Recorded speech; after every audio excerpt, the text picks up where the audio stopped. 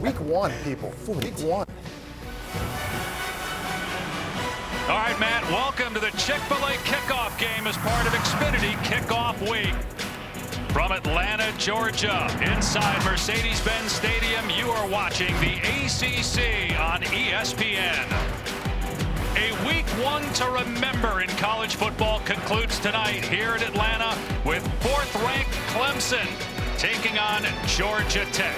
Two-time national championship winning coach Dabo Swinney looks to get his team back to the top of the college football mountain. Can DJ Uiagalelei get them there and take a spot in the pantheon of Clemson quarterback greats? The Tigers' defense, meanwhile, is monstrous, led by Brian Brzee, who missed most of last year due to injury, but is ready to go tonight. Georgia Tech quarterback Jeff Sims looking for a breakout season, both for himself and the Yellow Jackets program. It all starts on Monday night in Atlanta.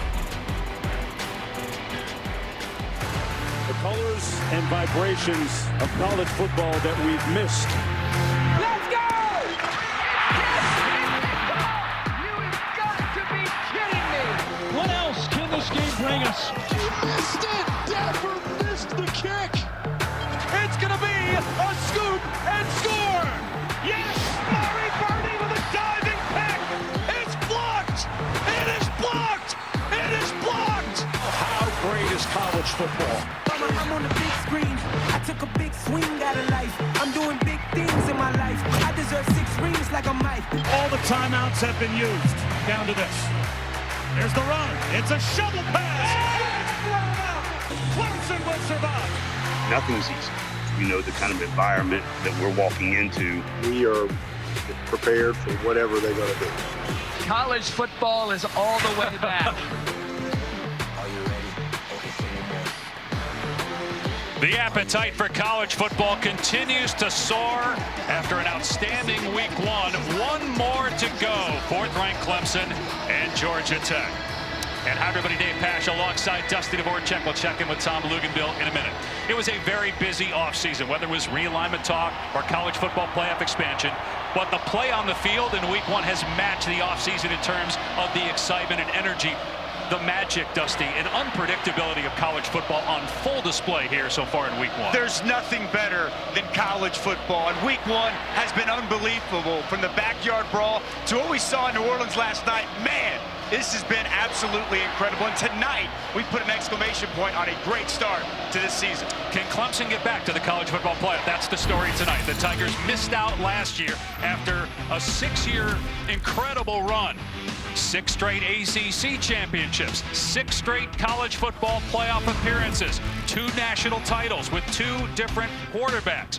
But last year, a rough start. 4-3 record. They did win their final 6 games, including their bowl game, to get to 10 wins. But the quarterback, DJ Uiagalelei, struggled.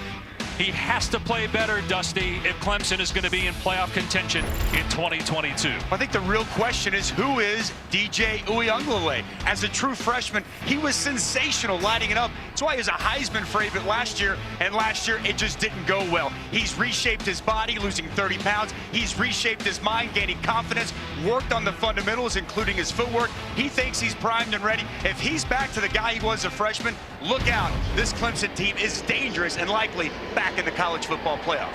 Meanwhile, Georgia Tech, well, it would take Clemson's 2021. 3 straight 3-win seasons for the Yellow Jackets. Very important year for Jeff Collins and company. With more on Georgia Tech, here's Tom. Well, guys, a lot is riding on quarterback Jeff Sims. There's no doubt about that. A highly touted quarterback coming out of high school in the 2020 class, a 5th-ranked dual-threat quarterback. A lot of Georgia Tech fans said, hey, this is the guy we need to turn the quarter. It's been anything but to this point. Now, he's shown flashes, but flashes are not going to beat the Clemson Tigers tonight. If you look at these clips against North Carolina in this building a year ago, you can see some of the magical athleticism that this young man brings to the table. But it's going to be about decision making. He cannot afford catastrophic mistakes against a vaunted Clemson defense. Jeff Sims has to make consistently good decisions tonight. All right, Tom, and here come the Tigers.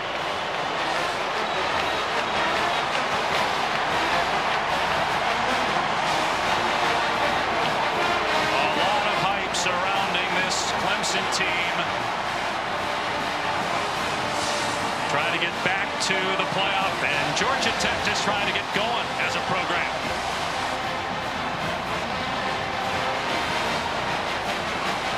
Tech hasn't beaten a top 5 team in 13 years. Can they pull the upset tonight? Kickoff from Atlanta is next.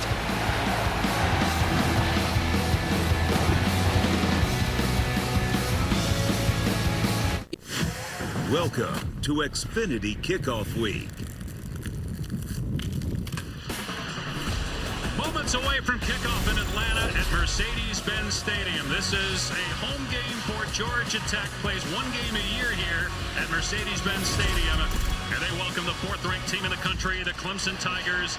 Dabo Swinney has done a phenomenal job when you consider where this program was 15 years ago. They've won the last 7 meetings. Last year was a close call. They had to stop Georgia Tech on essentially the goal line on 4th down to escape with a 14-8 win. Clemson won the toss and deferred, so the Tigers will kick it off to Georgia Tech. Jeff Collins in year 4. New offensive coordinator, new quarterbacks coach, Heisman Trophy winner Chris Winkie, who's been a big factor.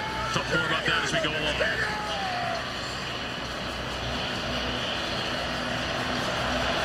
Team punter.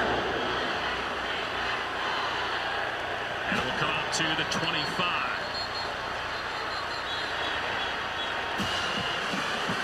Since Jeff Sims came to Georgia Tech from Jacksonville, Florida, after originally committing to Florida State and Willie Taggart, he's put on almost 40 pounds and has shown flashes of brilliance.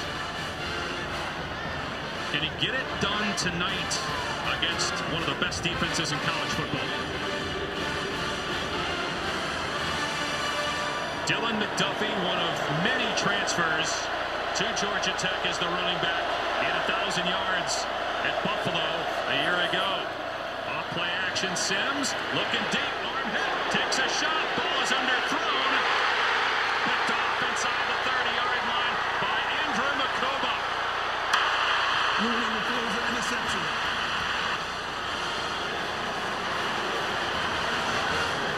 Well, it starts with the pressure. KJ Henry with a nice bull rush gets inside, hits Jeff Sims as he tries to deliver this pass. And really can't get into the throw. Really good job pressing the pocket. And in center field, Andrew Makuba, going to be one of the great safeties in all of college football. He's a freshman All-American last year. You see the ball skills in perfect position inside the wide receiver and makes a great play at Clemson. One play, one takeaway. What a start for one of the best defenses in all of college football. Georgia Tech trying to be aggressive with its first play. And it's a turnover. Clemson will start from the 27-yard line. Will Shipley is the tailback. He had 2 touchdowns against Georgia Tech last year. Off the right side past the 30. Gain of 5 on the play for Shipley.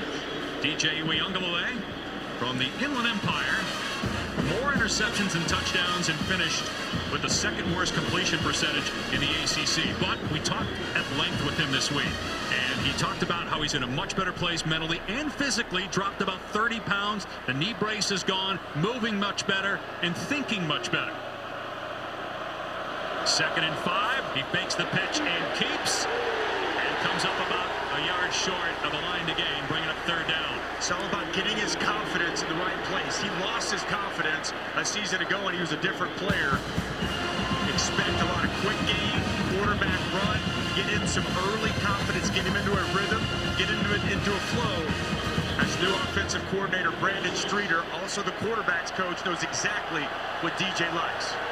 Always good for the quarterback to get 3rd and short, Dusty, early so you can move the chains and add to that confidence you referenced. Questions. Offensive line, much improved. They think it could be a strength of this offense. I think Will Shipley. They do have a true freshman starting at right tackle. Uiagalelei in trouble with the snap. And he's brought down short. On a 1st down, it'll be 4th and 1. We'll see what Clemson does here. Micaiah Scott on the takedown. And Clemson will punt it. It's a big play play for a defense needing confidence, one that really struggled last year. Yeah, no question. And that ball hits DJ right in the hand, just doesn't look it in. He's able to try to make something out of nothing, but nice job by Micaiah Scott. They expect to be the premier interior defensive lineman for this Tech defense. Nice stop after the takeaway. Aiden Swanson, the punter. Nate McCullum backing up, and it's fair and caught at the 14-yard line. No score early on at Mercedes-Benz in Atlanta. Story ever played, the college football playoff on ESPN. Welcome back to Atlanta. Let's take a look at tonight's Chick-fil-A impact players. Well, you know I'd go defense, partner, and it's about Brian Brzee. He's the best of one of the deepest defensive lines in all of college football. Tore his ACL against NC State last year. He's back, and man, is he a force. And Charlie Thomas, the leader of that Tech defense. And you see it on display there. McDuffie wrapped up by Brzee, who says he grew up watching J.J. Watt and then became a fan of Aaron Donald as time went on as well.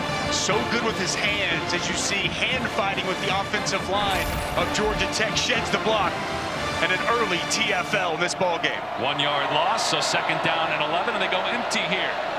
Blocking that front, going to be the biggest challenge for Tech here tonight. Sims with a short throw to Hassan Hall, and he gets whacked at the 15, but gets about 5 yards, so third down and about 5 coming up. I like that play choice.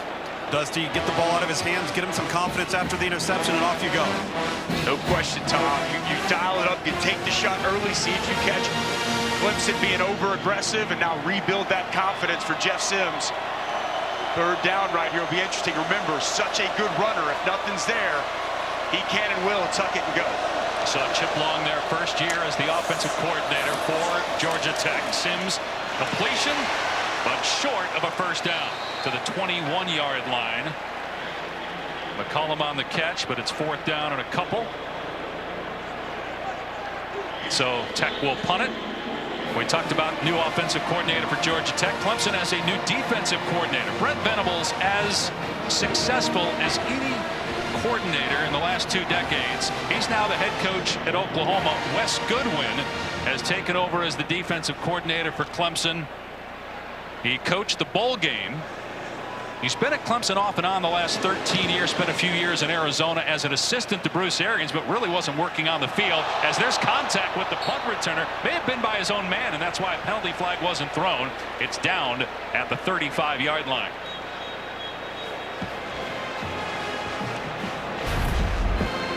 Avoiding a little bit of disaster right there, partner. It's like Sheridan Jones runs into the returner. Yeah, Will Taylor got tripped up by his own guy. So second offensive series for Clemson, which last year was 100th. You think about how potent their offenses have been, whether it's Deshaun Watson under center, Trevor Lawrence, but last year offensively they were below average, yet still won 10 games.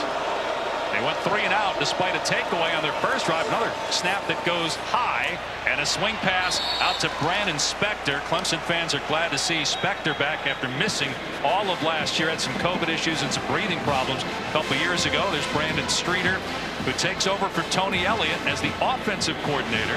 He's a former player at Clemson, played quarterback, and he's been the quarterback coach with the Tigers since 2014. Called plays when he was at Richmond as well as Liberty, and now running that quarterback room and running this offense. It's implemented up to 50% new offense and verbiage. Get a chance to take a look at that here tonight. Uiagalelei throws, and it's pulled in near midfield and into Georgia Tech territory. Bo Collins able to break a tackle out of bounds at the 40-yard line for 22 yards. Boy, a lot of cushion out there by Miles Sims, the cornerback, and a good timing throw. Just a simple out-cutting route. Ball's out of DJ's hands just as Collins is making his break on time and on target. Nice job after the catch as well, picking up some extra yards. First time in Georgia Tech territory, and they're going to run it here with Will Shipley, and a flag is down. Shipley gains 3.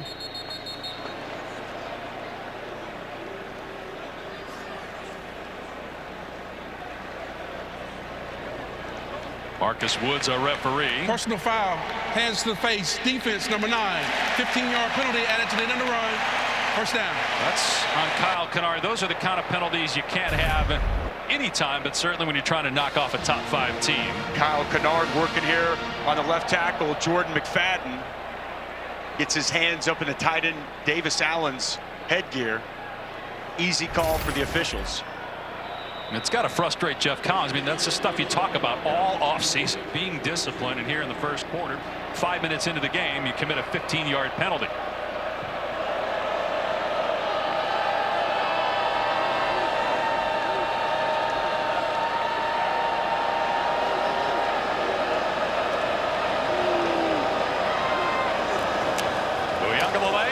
Going to take off here inside the 20 and down to about the 17. Ball came out and Ghana jumps on it. They're wrestling for that down below. There's a Georgia Tech player that came away with it. We don't have a signal yet. Ace Ely came away with the ball, and they're saying it's Georgia Tech football.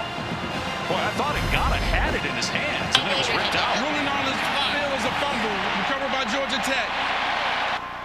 Oh, was he down? That's the first thing. Coming loose before he went down. But then also, did Ngata recover the ball, and was he down before it was recovered by Georgia Tech? Oh, doesn't look like it was secured. It's crazy down there, Dave. Close. We'll sort it out when we come back. The Chick-fil-A Kickoff on ESPN is brought to you by Chick-fil-A. It's the little things that make game day worth celebrating. So the ruling on the field stands, and here's why. It's really hard to tell as Uiagalele's left leg is about to go down, and Ace Ely comes in and punches it out. The old peanut punch. Watch it punch it right on the football. Bang! Comes out. And then how about the awareness? Ngata jumps on the football, and Ely, scrappy, jumps on top, rips it away. Massive play here for Georgia Tech.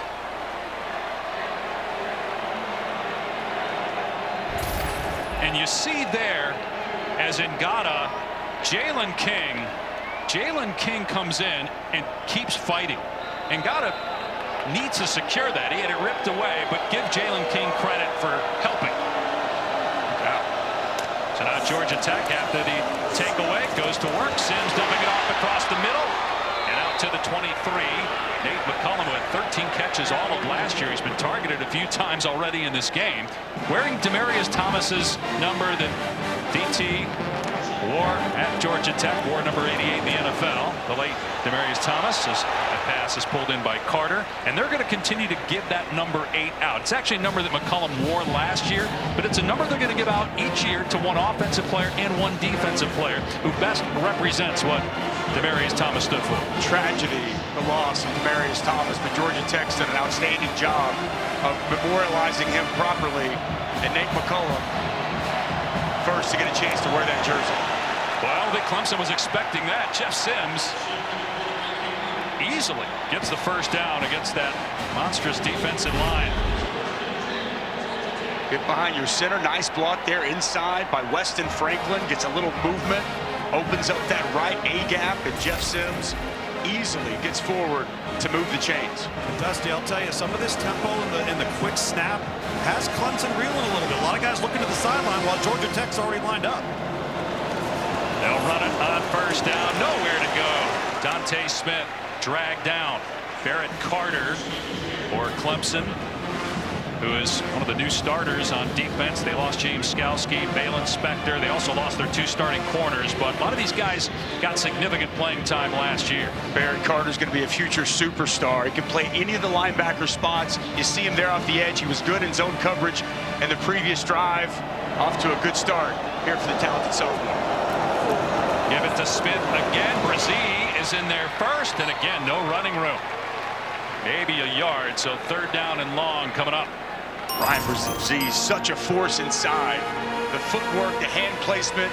His key goes away, trying to reach away from that backside tackle. Can't get there. As talented as there is in college football, great to see him back on a college field. And this third down here is where we typically see Wes Goodwin, Clemson dial it up and bring some type of pressure to confuse this front for Georgia Tech. It's a young group, a lot of transfers on that O-line. Here's a screen, beautifully set up to Smith, past the 35, and out of bounds, close to the line to gain. Barrett Carter wrapped him up, and he appears to be a yard short. We'll see if Georgia Tech gets up there, quick snap, and goes for it on fourth down. Love the play call from Chip Long. Anticipating pressure, run the screen right into it. In fact, they're going to come up just short, but a really nice play call there. Where's the ball on third here? and long? When he goes out of bounds, he lands on Carter. He doesn't land on the ground, and then he ends up out of bounds. Might be closer than the actual spot. They are going for it on fourth down. They run the same play. Sims straight ahead, and they get the first down out near the 40. Wow. Rolling the dice here on fourth and short on his own side of the field against that front. Fearless is what Jeff Collins is here to start the game. Watch the center, 72, Weston Franklin, 60, Paula Vaipulo. Excellent job opening up that A-gap. And Jeff Sims, second time he moves the chains with a quarterback sneak. 8th play of the drive coming up. Now we got a stoppage of play here. Penalty flag. I think Georgia Tech broke the huddle with 12 men. Substitution infraction, offense, more than 11 players in formation. 5-yard penalty, first down. So a mental error after you get the big physical play, as you saw P.J. Harris running off late. And one thing they're going to do under Chip Long, he has a multiple offense, a lot of personnel groupings, a lot of different formations. They will be running guys on and off the field, and they got caught there with 2 minutes. So first down at 15, and they're going to run it again to Smith. He gets gobbled up in the backfield by Trey Williams. They got so many dudes on that D-line. Rook Arroyo was in there too. They're really trying to run it between the tackles. Good luck. That front is tough. 8, Trey Williams. You see him kind of slanting, getting inside that tackle. And then it's Rook Arroyo, breakout player here in fall camp. He's been unblockable. Both guys unblockable there, setting up second long. Georgia Tech going backwards now, second down and 18. So a 3-yard loss after the 5-yard penalty. There ain't 5 minutes to go in the opening quarter. Sims to the air, and a long throw. It's caught by Hassan Hall, and a nice tackle at the 28-yard line by Carter. So another negative play. Loss of about 4, and it's 3rd and 22. Tom, Barrett Carter is a highly touted guy coming out. Man, he is making his imprint felt in this game early. Great speed and awareness on the field. Yeah, there's no question. And I see what Georgia Tech's trying to do, trying to get them tired, run them sideline to sideline. But this is a well-conditioned defense that's been able to substitute and rotate. Not only show tremendous talent, and Carter's one of them, but tremendous depth. There's no drop-off when they rotate. See how Georgia Tech handles this third down at 22. Another flag. It's going to be third down at 27. False start. Offense, number 55. 5-yard penalty, third down. Even if Georgia Tech doesn't get this first down and has to punt here on fourth down, as you look at the false start, but the fact that DJ Uyunglele turned the ball over, I mean, that's if I'm watching at home, that's what I'm curious about. How does that impact him after all the talk in the offseason about Cade Klubnik coming in? And does he have to look over his shoulder? The coaches have been very bullish. As that screen pass, hard to tell if it was forward or backwards. It was forward. It's incomplete. So they're going to punt. But right now, if I'm Dabo Swinney and that coaching staff, are you talking to DJ, or are you letting him go? He's a veteran. He's been through this before. See how he responds, or is it a conversation? I think it's somewhat of a conversation, but you let him go. As a great individual play made by Ace Ealing, knocking that ball loose. But we did talk with Andrew Thacker, and he told us, look, quarterbacks, they have the worst ball security of most ball handlers. He told us when DJ runs, they're going to come after the football. And that's exactly what we saw in that previous possession. Yeah, great play, but he still turned it over. And this is a guy that had trouble with turnovers last year. Great punt, fielded at the 25-yard line by Will Taylor, and good coverage by Georgia Tech. 4:03 to go in the opening quarter. Still no score in Atlanta.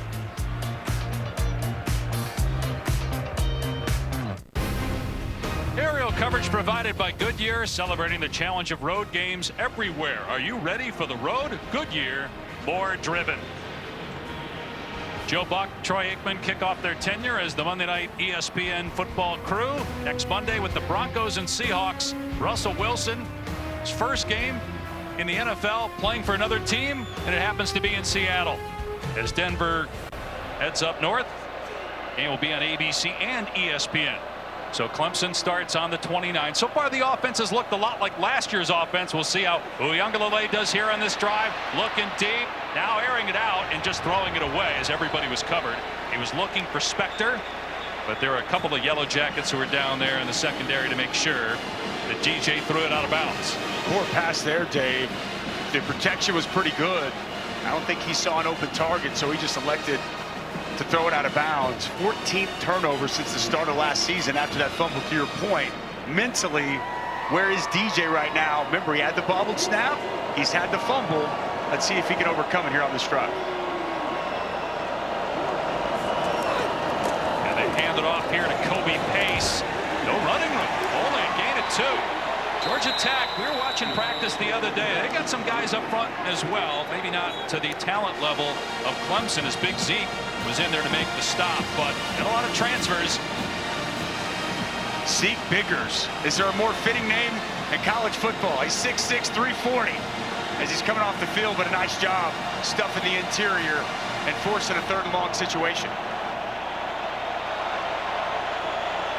They were 99th in the country on 3rd down last year. 3rd and 8. See if Tech brings pressure. They only rush 4. Uiagalelei from the pocket. Gonna get hit. And down he goes. Sacked back at the 22-yard line. Keon White in the backfield for a 9-yard loss. Daquan Dowse was in the backfield at the feet of the quarterback as well. Well, Keon White was never healthy all year last year. Really good job working on a true freshman, Blake Miller, making his first start. Good long arm as he gets there, but the coverage down the field, it was solid. DJ didn't find anything that he liked, and a quality job as that pocket collapses, and Georgia Tech off the field here once again. Nate McCullum is deep for Aiden Swanson, the punter. And McCullum signaling and secures it at the 30-yard line. Our Saturday night football game presented by Capital One. 14th ranked USC taking on Stanford at 7:30 Eastern, 4:30 Pacific. Also on the ESPN app. We'll also have games on ESPN Plus. Kansas, West Virginia, Ole Miss in action. Oklahoma as well, taking on Kent State. Obviously with Oregon losing right here on Saturday, all eyes on USC. And the Trojans carry the torch for the Pac-12. Obviously, got a whole season to go, but not a good look for Oregon, although Georgia is the defending champs and looks like they're going to be in it at the end again. On 1st down, Sims rolling out. Being chased, dumps it off to his tight end. The ball comes free. Are they going to rule catch and fumble? Or an incomplete pass? The catch was made by Benson Barrett Carter with a big head, and they're going to rule catch and fumble, so it is a 1-yard gain. Pads popping out here today. 4 out of bounds. Ball brought back to the spot of the fumble. Eric Carter just all over the field. Excellent job. Plant, drive, come up. Picture perfect tackle. Knocking the ball loose. Back to the ground game. Hassan Hall can't get the edge. Clemson just too much speed. Levante Bentley was there on the stop, bringing up 3rd and long. Clemson defense against the run, where they run to the football. Excellent pursuit. Jeff Sims here in 3rd and long situation. Already seen him find his favorite target, Nate McCullum. A great camp. I think Wes Goodwin might try to heat him up here with some pressure. Sims stepping up, climbing the pocket, taking off. And he gets hammered to the ground by Trenton Simpson at the 35. So it's 4th down and 5. Georgia Tech will punt it away. So far the defense for Clemson hasn't missed a beat. You know, Dusty, you're talking about, Wes Goodwin, the defensive coordinator at Clemson, maybe thinking about dialing it up. He may not need to, because his 4-man front is outmanning Georgia Tech up front. he might be able to create just some gains and some havoc and some stunts and some twists and just use a 4-man front. He brought 5 there, brought Trent Simpson over the center. Nice job retracing when the quarterback broke the pocket and tried to rub it. You're right, Tom. This front 4 doesn't need a lot of help. Shanahan with a bad punt, but it takes a good bounce for Georgia Tech inside the 15-yard line and out of bounds at the 13. So 62-yard punt, and about 40 of that was in the air. Well, we thought we were going to see an improved offense from Clemson. Been some struggles here so far early. Bobbled snap on the 3rd and short. The punch out there fumble as they're going in to score. Taking a sack on 3rd down. This Clemson offense and DJ Uiagalelei yet to find their rhythm. And as you mentioned earlier, very reminiscent of the offense we saw a season ago. It was interesting, too, in talking with Dabo Sweeney this week. He said, look, this is the deepest quarterback room I've had. And a lot of people thought this was an interesting comparison, saying that his top 2 quarterbacks remind him of when DJ Uiagalelei was the backup to Trevor Lawrence. Some thought it might have been when Kelly Bryant was the starter and Lawrence was the backup. As Pace gets out to the 15 for about 2 yards. It just seems like the coaching staff, and understandably, they're doing everything they can to instill confidence in this young man, including how they're presenting him outside the organization right now. No question. That's all we heard over and over and over. Confidence, confidence, confidence. And we spoke with him. He felt more confident. You know, we haven't seen him push the football down the field at all. We didn't see it in the bowl game last year. Almost every pass was a swing pass or underneath. See what happens on 2nd and 8. Uiagalelei looks like a designed quarterback run, and he's brought down at the line of scrimmage. Daquan Dowse there again for Georgia Tech, and that ends the first quarter here in Atlanta. No score between number 4 Clemson and Georgia Tech.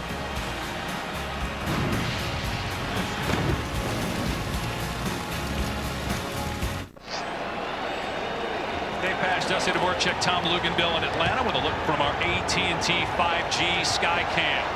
DJ Uiagalelei 3 for 4 passing, but only 6 yards per attempt. A lot of talk in the offseason about one of the top recruits in college football, Cade Klubnik. Would we see him tonight? We haven't yet. Big 3rd down here for Uiagalelei and the Clemson offense, which had just 43 yards of offense in that first quarter. And he pick up 3rd down and 8.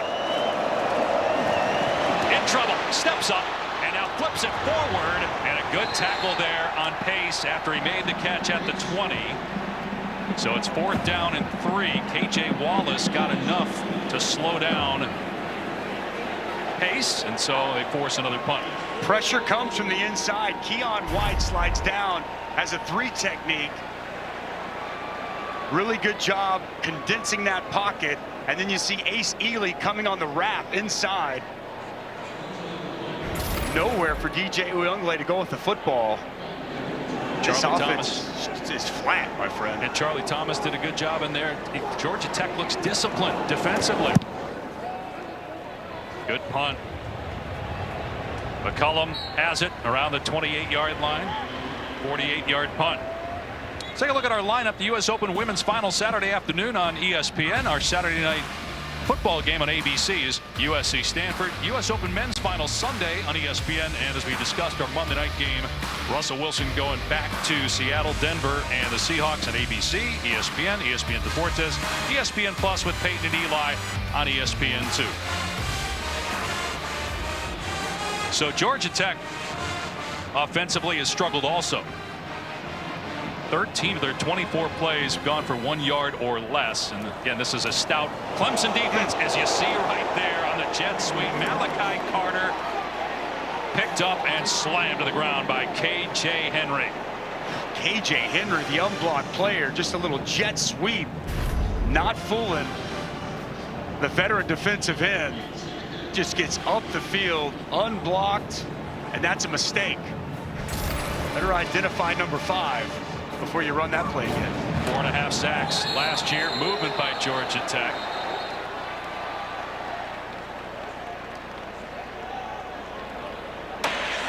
False start. Offense number 71. 5-yard penalty. 2nd down. When you think of the guys on this D-line, you highlighted it, Dusty, in the Open, and you played defensive line in the NFL. I mean, how many of these guys do you think we'll see on Sundays? I'm not just talking about the stars. I'm talking about 2 deep and even beyond. 1, 2, 3, 4, 5, 6. I mean, this is as deep as they've been since 2014, when they had a load of players in the National Football League. Another movement on the left side for Georgia Tech, just shooting themselves in the foot.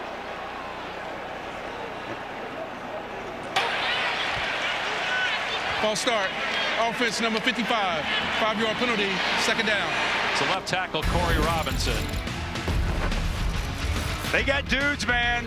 That's what they do here at Clemson. Brzee, Miles Murphy, we haven't even called his name much, and he's a fantastic defensive end. Tyler Davis, outstanding in the middle.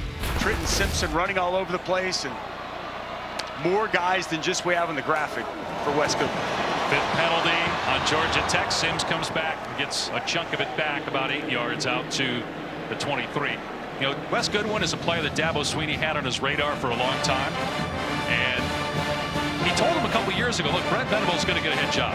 You're my guy. Don't go anywhere. And Wes had an opportunity to actually take another job. He wouldn't tell us where it was, but he said he needed a break to make a decision. So he went to a department store with his wife. He goes into a sporting goods store. There's a Clemson helmet, and there just happens to be the helmet of the other place where he could have gone. He said, that was a sign. I'm staying at Clemson. Underneath, it's juggled and then caught about 8 yards short of the line to gain, so it's going to be 4th down. Doesn't hurt that you have this kind of talent to work with at Clemson as well. Look, Wes Goodwin's been 7 years under Brent Venables. There's some slight tweaks to this defense, but the structure is pretty much the same. And anyone we've talked to, as we did the bowl game last year, Whiz Kid, Wes Lachek, I mean, he is as sharp as they come, and most people around the sport think he's going to be a rising star as a defensive coordinator. Clemson blocks the punt at the 20-yard line. Ball is rolling around, and it's scooped up at the 15 by Spector. He gets leveled out of bounds at the 5-yard line, but that's the kind of play Clemson needed based on the offensive struggles. Carson Donnelly blocked it. Well, if your offense can't get it going for you, dial up a punt block. That's exactly what we see here from Clemson to get this offense in business. Excellent job working inside, fighting through that block on the interior. And a big-time block by Donnelly and a scoop by Spector. Just working inside.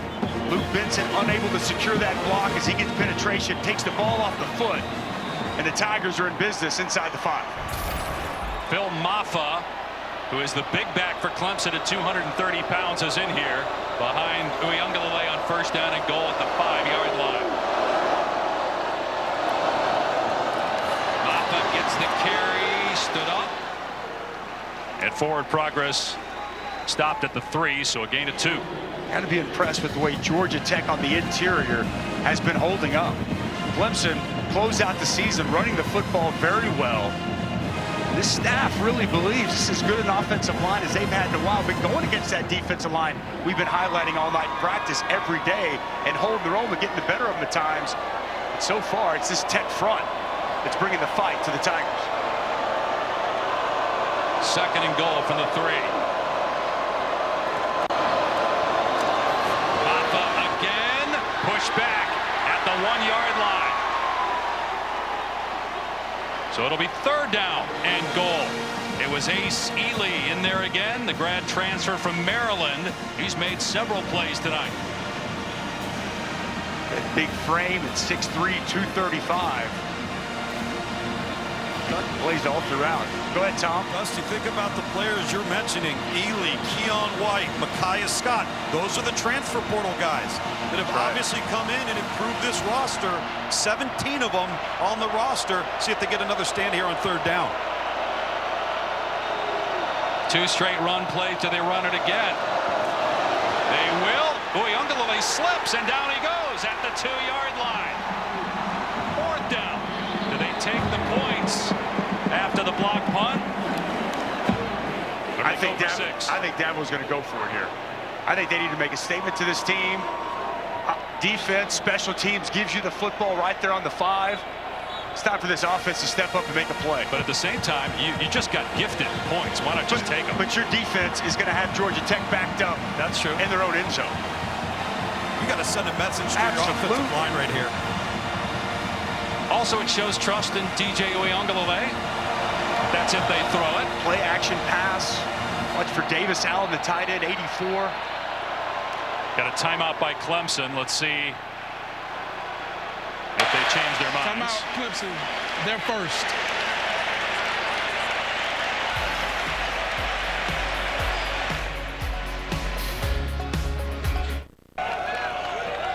Welcome back to the Chick-fil-A kickoff game as part of Xfinity Kickoff Week. Dave Pasch, Dusty Dvorak, Tom Luginbill down on the field. No score. Clemson going for it on 4th down. They blocked a punt, took over, had 1st and goal on the 5, and now it's 4th and goal from the 2.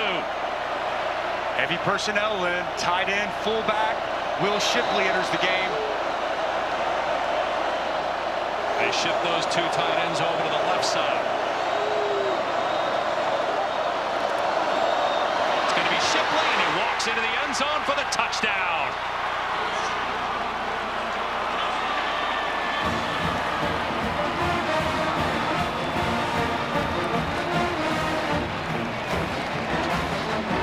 He had 11 rushing touchdowns a year ago as a true freshman.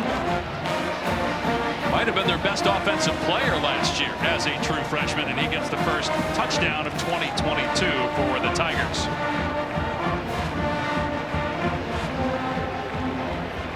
You had to run there, Dave. You had to make a statement. I would have to imagine there was a lot of words mentioned by Dabo in that huddle. Point after is good by Potter. 7-0 Clemson. Expressing to his offensive line, we got to open up the hole. We got to punch this into the end zone. Left side of your offensive line, your best lineman, Jordan McFadden. And then your tight end, Davis Allen. Watch McFadden with the block down and Allen with the kick out. Nice hole off the left side as Shipley walks in the end zone and finally gets this Clemson offense on the board. Excellent job there by the senior, Jordan McFadden, helping pave a path. Sometimes you go behind your best players. Good call there by Brandon Streeter. There are some new faces and new places on that offensive line. Although McFadden, as you mentioned, is back. It's his 26th career start. That's the most of anybody in offense. You got Marcus Tate at left guard, who was a starter last year as a true freshman. Their center, Will Putnam, he played guard last year. Walker Parks, the right guard, he was a tackle last year. And then their right tackle is an 18-year-old, a true freshman. Just the 3rd true freshman to start a season opener at tackle in the history of Clemson football.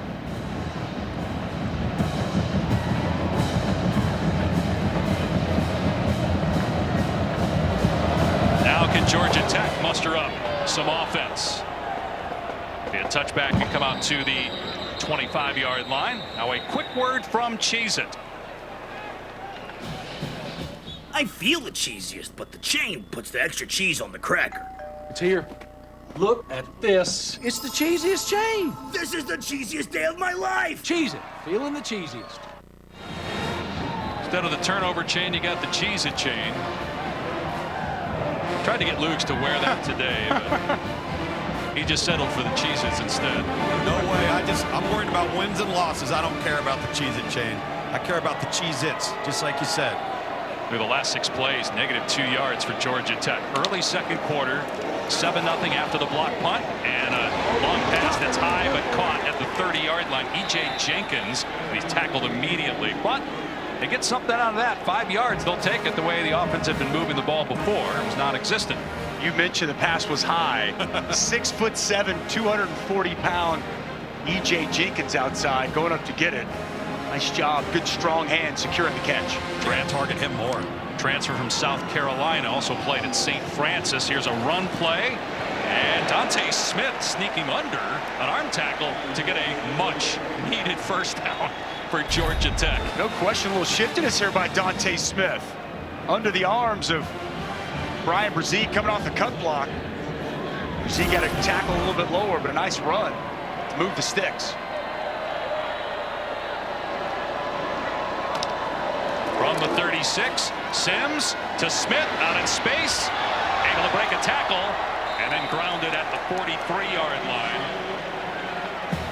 Devontae Bentley eventually on the takedown, but Georgia Tech now getting some positive plays. No question. Look, they're trying to replace Jahmyr Gibbs, Jordan Mason. Dante Smith was here last year as the 3rd back. Excellent job with the stiff arm and spin. 8 yards after the catch. Maybe he's a little spark this Georgia Tech offense needs. Brett Davis missed the tackle. Pressure off the edge. Sims gets rid of it. And you see the arm talent on display there. A bullet into Clemson territory. Again to Nate McCollum, who he has targeted often here tonight. Well, it's underneath zone coverage, and it's an excellent job of McCollum shutting it down right there in that open window. And a quick find by Jeff Sims on target as this drive continues. Picking up the tempo here, Dave. Sims with time, fires over the middle, and it's caught again for a first down by McCollum. Well, talking with the Georgia Tech coaches, they said how much Jeff Sims has grown as a leader. Look at the pocket here. Outstanding job on the offensive line. He's comfortably stepped into the throw, a little behind McCollum, but a nice job reaching behind and making the catch. Pressure in the face of Sims, and the pass is high.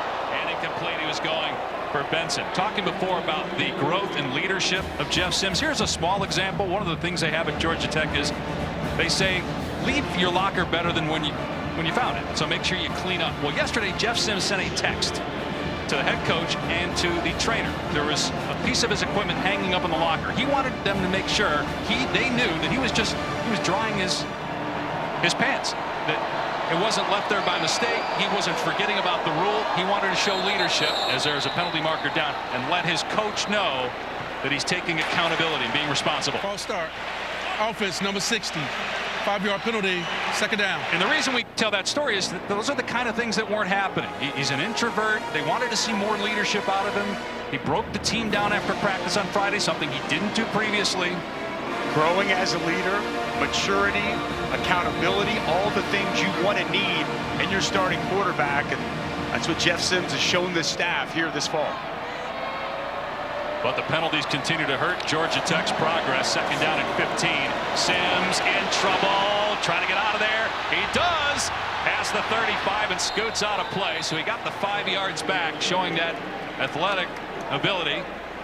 Ran for 3 touchdowns in a game here last year against North Carolina. Don't lose contain. Miles Murphy came inside a little bit, opened up the back door for Jeff Sims. If he gets to that edge, he can really burn you with the speed in the open field. A big crucial third down here for this Georgia Tech offense. Nate McCollum in the near slot. He's been the go-to guy so far in this first half. Best drive of the day for Georgia Tech. 7 plays, 41 yards. Can they keep it going? Here is a screen. This worked earlier. Smith, and he's tracked down and dropped. Boy, the speed of Trenton Simpson. No gain on the play. Looked like that might go for at least 5, but Simpson made sure it did not. And expecting pressure, Wes Goodwin backs up, just plays coverage. And you took the words right out of my mouth, partner. Trenton Simpson, you want to talk about covering some ground. Identifies the screen, gets underneath the offensive lineman, an excellent open field tackle. So they're going to go for the field goal. Jude Kelly is 1 for 6 in his career, and this is a 50-yard attempt. And it's no good.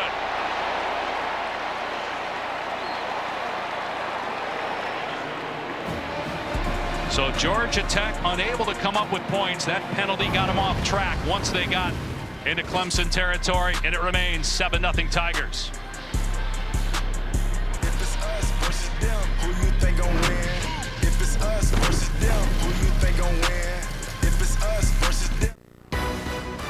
The Chick-fil-A Kickoff on ESPN is brought to you by Xfinity. Unbeatable internet made to do anything so you can do anything.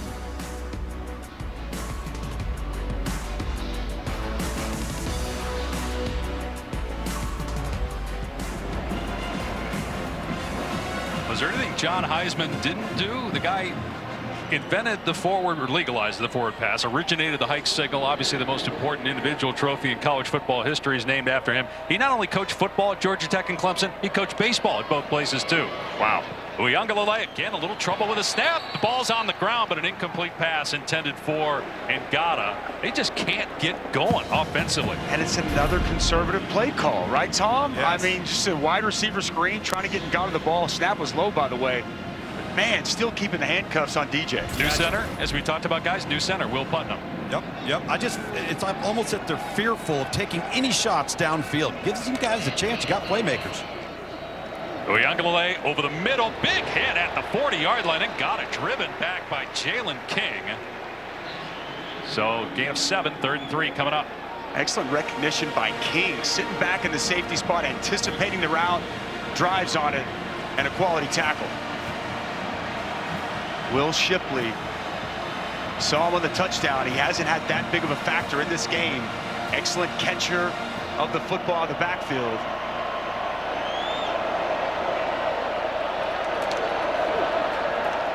DJ looking, now airs it out, got a man, it's caught inside the 40 by Collins, and inside the 35. Finally a ball thrown down the field, and it gets him inside the 35, 26 yards. Well, it's a nice throw, good clean pocket for DJ to step into it. Corner route there by Bo Collins, and coverage sitting way back. Nice pitch and catch to move the chains. Again, snap a little off, swing pass to Shipley. Did this a lot last year. Shipley has the edge and knocked out of bounds at the 20, but 14 more yards for Shipley. What's excellent blocking on the perimeter. Spector and Gata, outstanding job securing their blocks and allowing Shipley to get out in open space. Right on cue, he catches the ball so fluid out of the backfield. You get him in space, and it's a problem. Dangerous time here for Georgia Tech defensively. The way Clemson's defense has played and Georgia Tech's offense has struggled.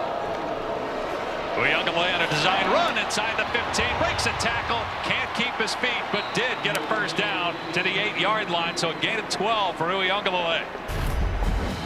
DJ showing the ability to make the man miss. Design quarterback draw. Really nice job putting his foot in the ground, making that safety miss. Claps his hands, wishing he could have kept his balance and found the end zone. Dusty, I think they would have done a lot more of this with him a year ago had he been lighter like he is now, 30 pounds, and had a healthy wheel. Looks nimble out there, Tom. He does. Give to Shipley, down to about the 6. And what you guys are talking about, you know, the bowl game last year, he was at 250, and he told us he lost 30 pounds. So at some point last year, again, doing the Syracuse math, 265. He's 235 now, so at some point last year he was 265. Looks much better physically this year. Just a little bit lighter than you, right? Close. Okay. When's weigh-in? Post-game or pre-game, though? 2nd and goal from the 6.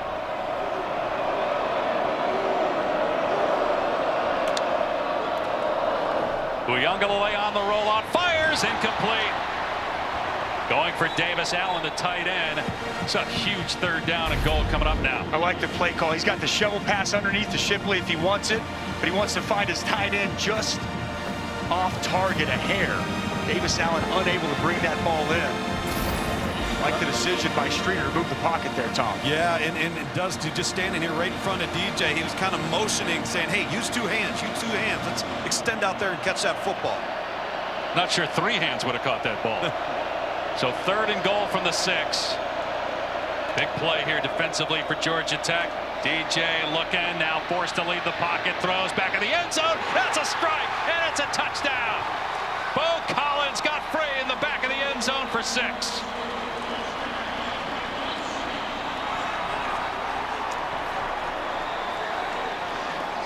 Well, this is an outstanding route here by Bo Collins. Going to work inside, nothing's there.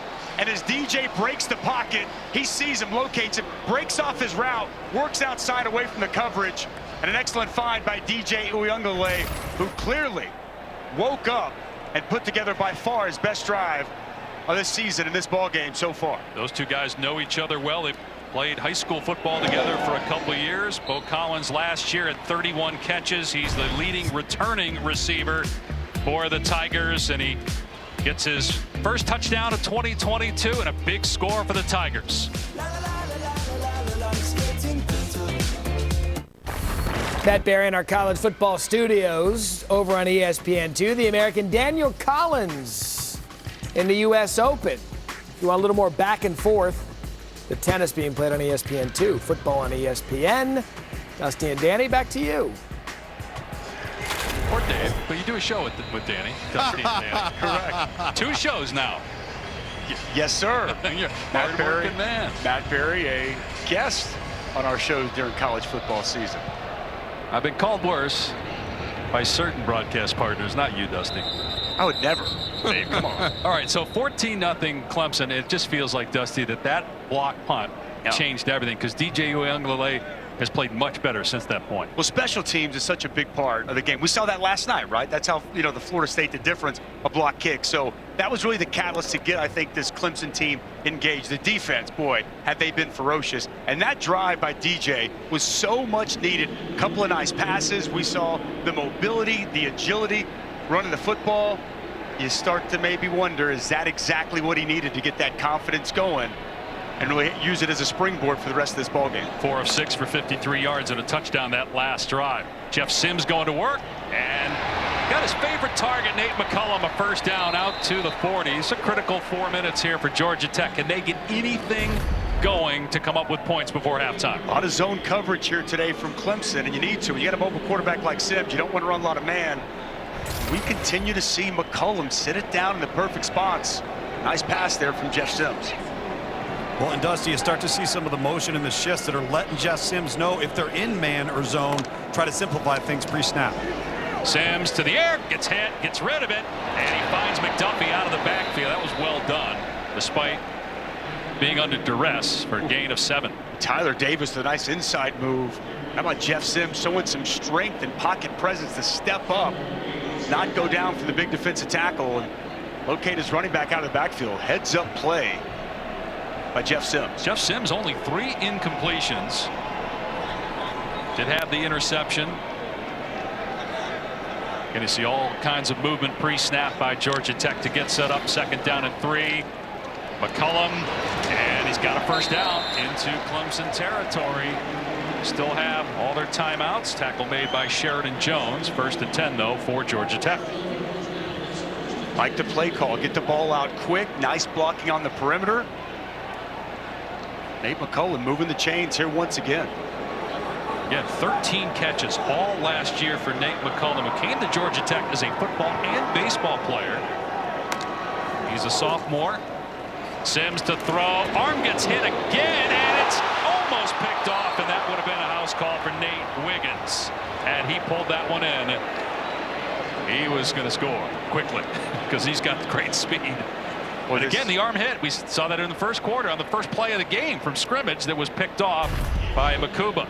Well, this pass rush can get home.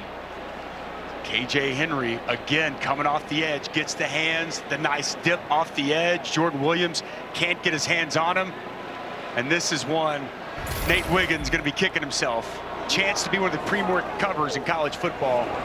Wide open across the middle. E.J. Jenkins inside the 35. So a gain of 16.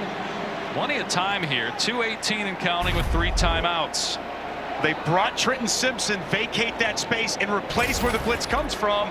Nice job once again by Jeff Sims. E.J. Jenkins, transfer from South Carolina. Sims taken off here. Brian Brzee slings him to the ground for a sack. And a loss of 2 on the play. Brzee missed most of last year with the knee injury and then hurt his shoulder and missed the spring. Watch the hands here. Okay, little shake here. He's going to start inside. Little shake, gets the hands off the rip, works out. So well done by Brian Brzee. Second down and 12. Clock moving, 1:40 and counting. Delayed pressure. Sims across the middle. It's dropped, thrown behind E.J. Jenkins. That was kind of funny. We were talking with Brzee this week, and he said growing up his favorite player was J.J. Watt, and then as he got older it became Aaron Donald. Like, J.J. Watt's still playing. It's not like he's 40. That's right. And he does look a little bit like J.J. Watt, 6'5", 300. Big body guy, good first step.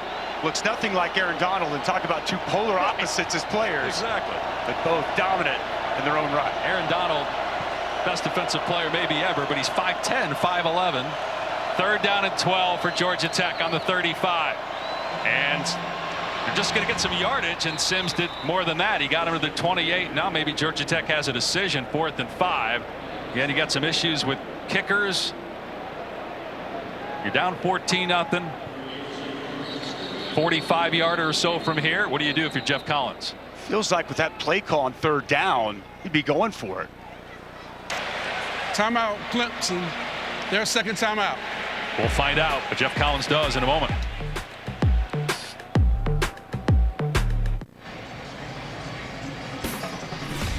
Aerial coverage provided by Goodyear, road tested and game ready. Are you ready for the road? Goodyear, more driven. So Georgia Tech on 4th down and 5 from the Clemson 28 is bringing on the field goal team. Jude Kelly, who's 1 for 7 for his career, 0 for 1 tonight, missed a 50-yarder. We're debating during the break whether they ran that last play to get a little bit closer for their kicker or to maybe go for it on 4th down. And he ran right to the hash, and clearly Jeff Collins want to walk away with some points out of this drive. Plenty of time for Clemson too. They called the timeout earlier, and from 45 yards, Kelly splits the uprights and gets Georgia Tech on the board.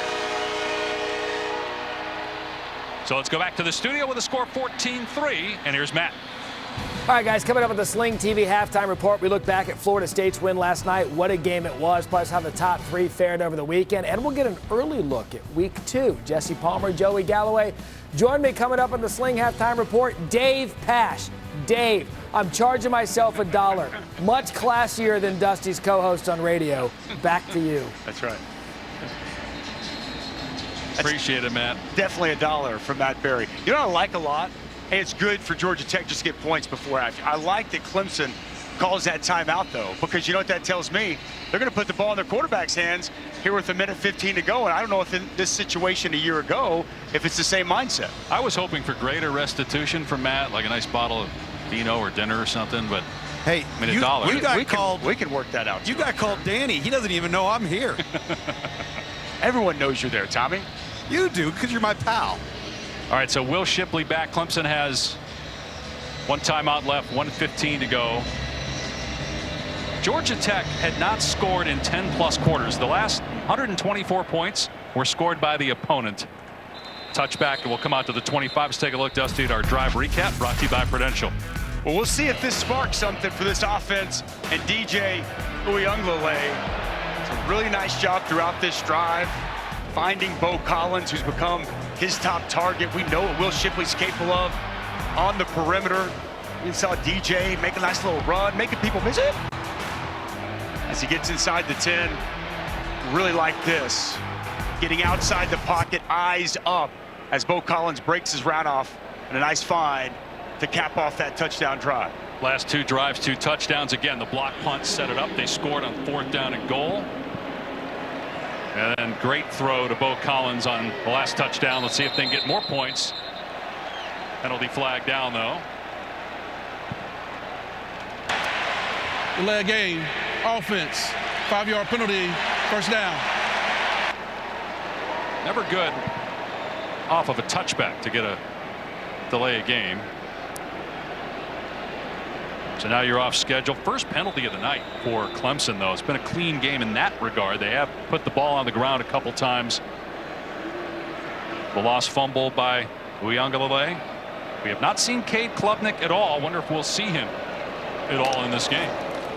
The backup quarterback. Play action. Uiagalelei dumps it off to Antonio Williams. He gets out of bounds after a gain of about 8. Wanted to take a shot there. You see the little pump fake. Wanted to take a shot down the field. It was covered. Throws it to his check down. A true freshman in Antonio Williams that I know you love, Tom. Yeah, I think this guy's going to be a jet. He's going to be special. He's different than their other wideouts. Their other wideouts are big. He's a little bit smaller, but I also love the decision by DJ right there. So clock is at 1:08. Still that 1 timeout. Uiagalelei pump fake, and now shows the arm strength, completing that after the hitch. And E.J. Williams fighting for yardage, gets the 1st down. 1:01 to go. Gain of 8. 1st down. It's the 1st down, but he doesn't get out of bounds. Clemson's going to have to operate quickly.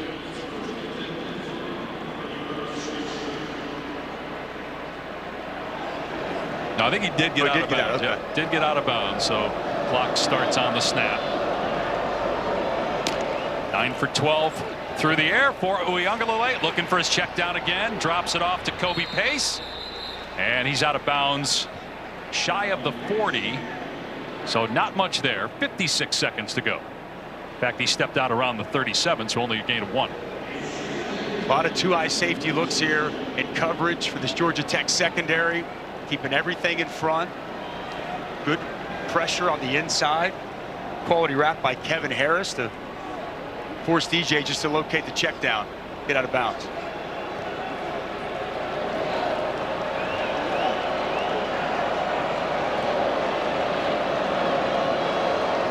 See if they get pressure again. They bring Ford.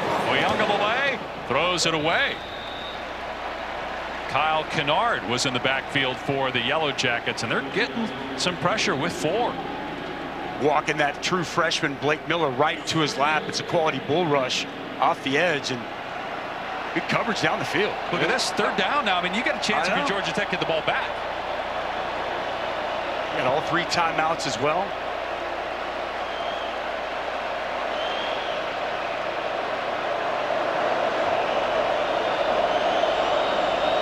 To get to the 46-yard line.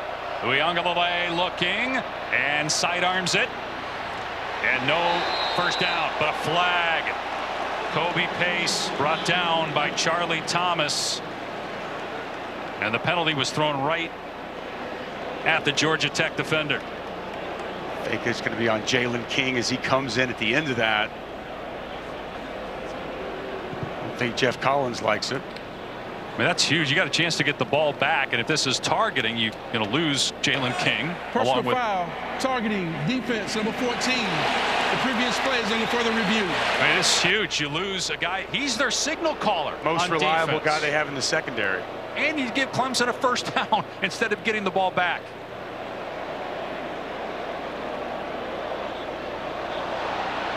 Unbelievably punitive penalty if this targeting holds. Watch at the end, Jalen King. To me, like he was coming with his shoulder. Dave. All right, let's bring in Matt Austin, our rules expert. Matt, is this targeting? I do not think so. It looks like he comes in with the shoulder to the shoulder. He's not a defenseless player because he's a runner going to the ground. It would have to be crown of the helmet. So I think he's going to stay in the game. Totally agree, Matt. I mean, as Pace is going to the ground, he's still up. He's not down yet. And Jalen King, you can see, smartly turns his body to use that shoulder, and he hits Pace right in the shoulder. Completely agree. This is it should, in my opinion, come off. I agree. And so it would be 4th down and 3. Georgia Tech has all of its timeouts. The Yellow Jackets, the last couple drives, have moved the ball. They had one drive stalled by missed field goal, and then they did get points on their last possession. So maybe they can put something together to get 3 and get a 1-score game going into the locker room. Again, if you're just tuning in, it was scoreless. Clemson could do nothing offensively. Georgia Tech couldn't either, but then a block punt. Clemson got the ball at the 5-yard line, punched it in on 4th down. We also speculated, would they put Cade Klubnik in? Maybe the 4th, 5th, or 6th possession, and then when DJ struggled, you wonder, okay, are they saying we're going to kill this guy's confidence if we take him out? There is no foul for targeting. 4th down. So Jalen King stays in the game, and it's 4th down. I know a lot of people get upset that the games take longer now, but on these targeting calls where you're out of a game, if you lose a player like Jalen King, it's catastrophic for Georgia Tech. I'm glad that we now go look at those and we make sure we get the call right. Absolutely. Again, he's their signal caller on defense.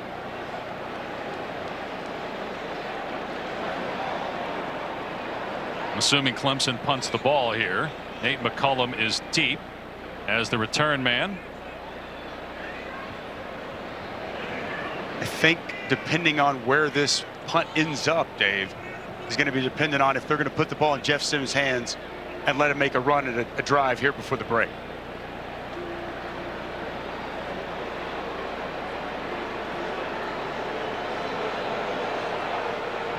Clemson last year won 10 games for the 11th straight year.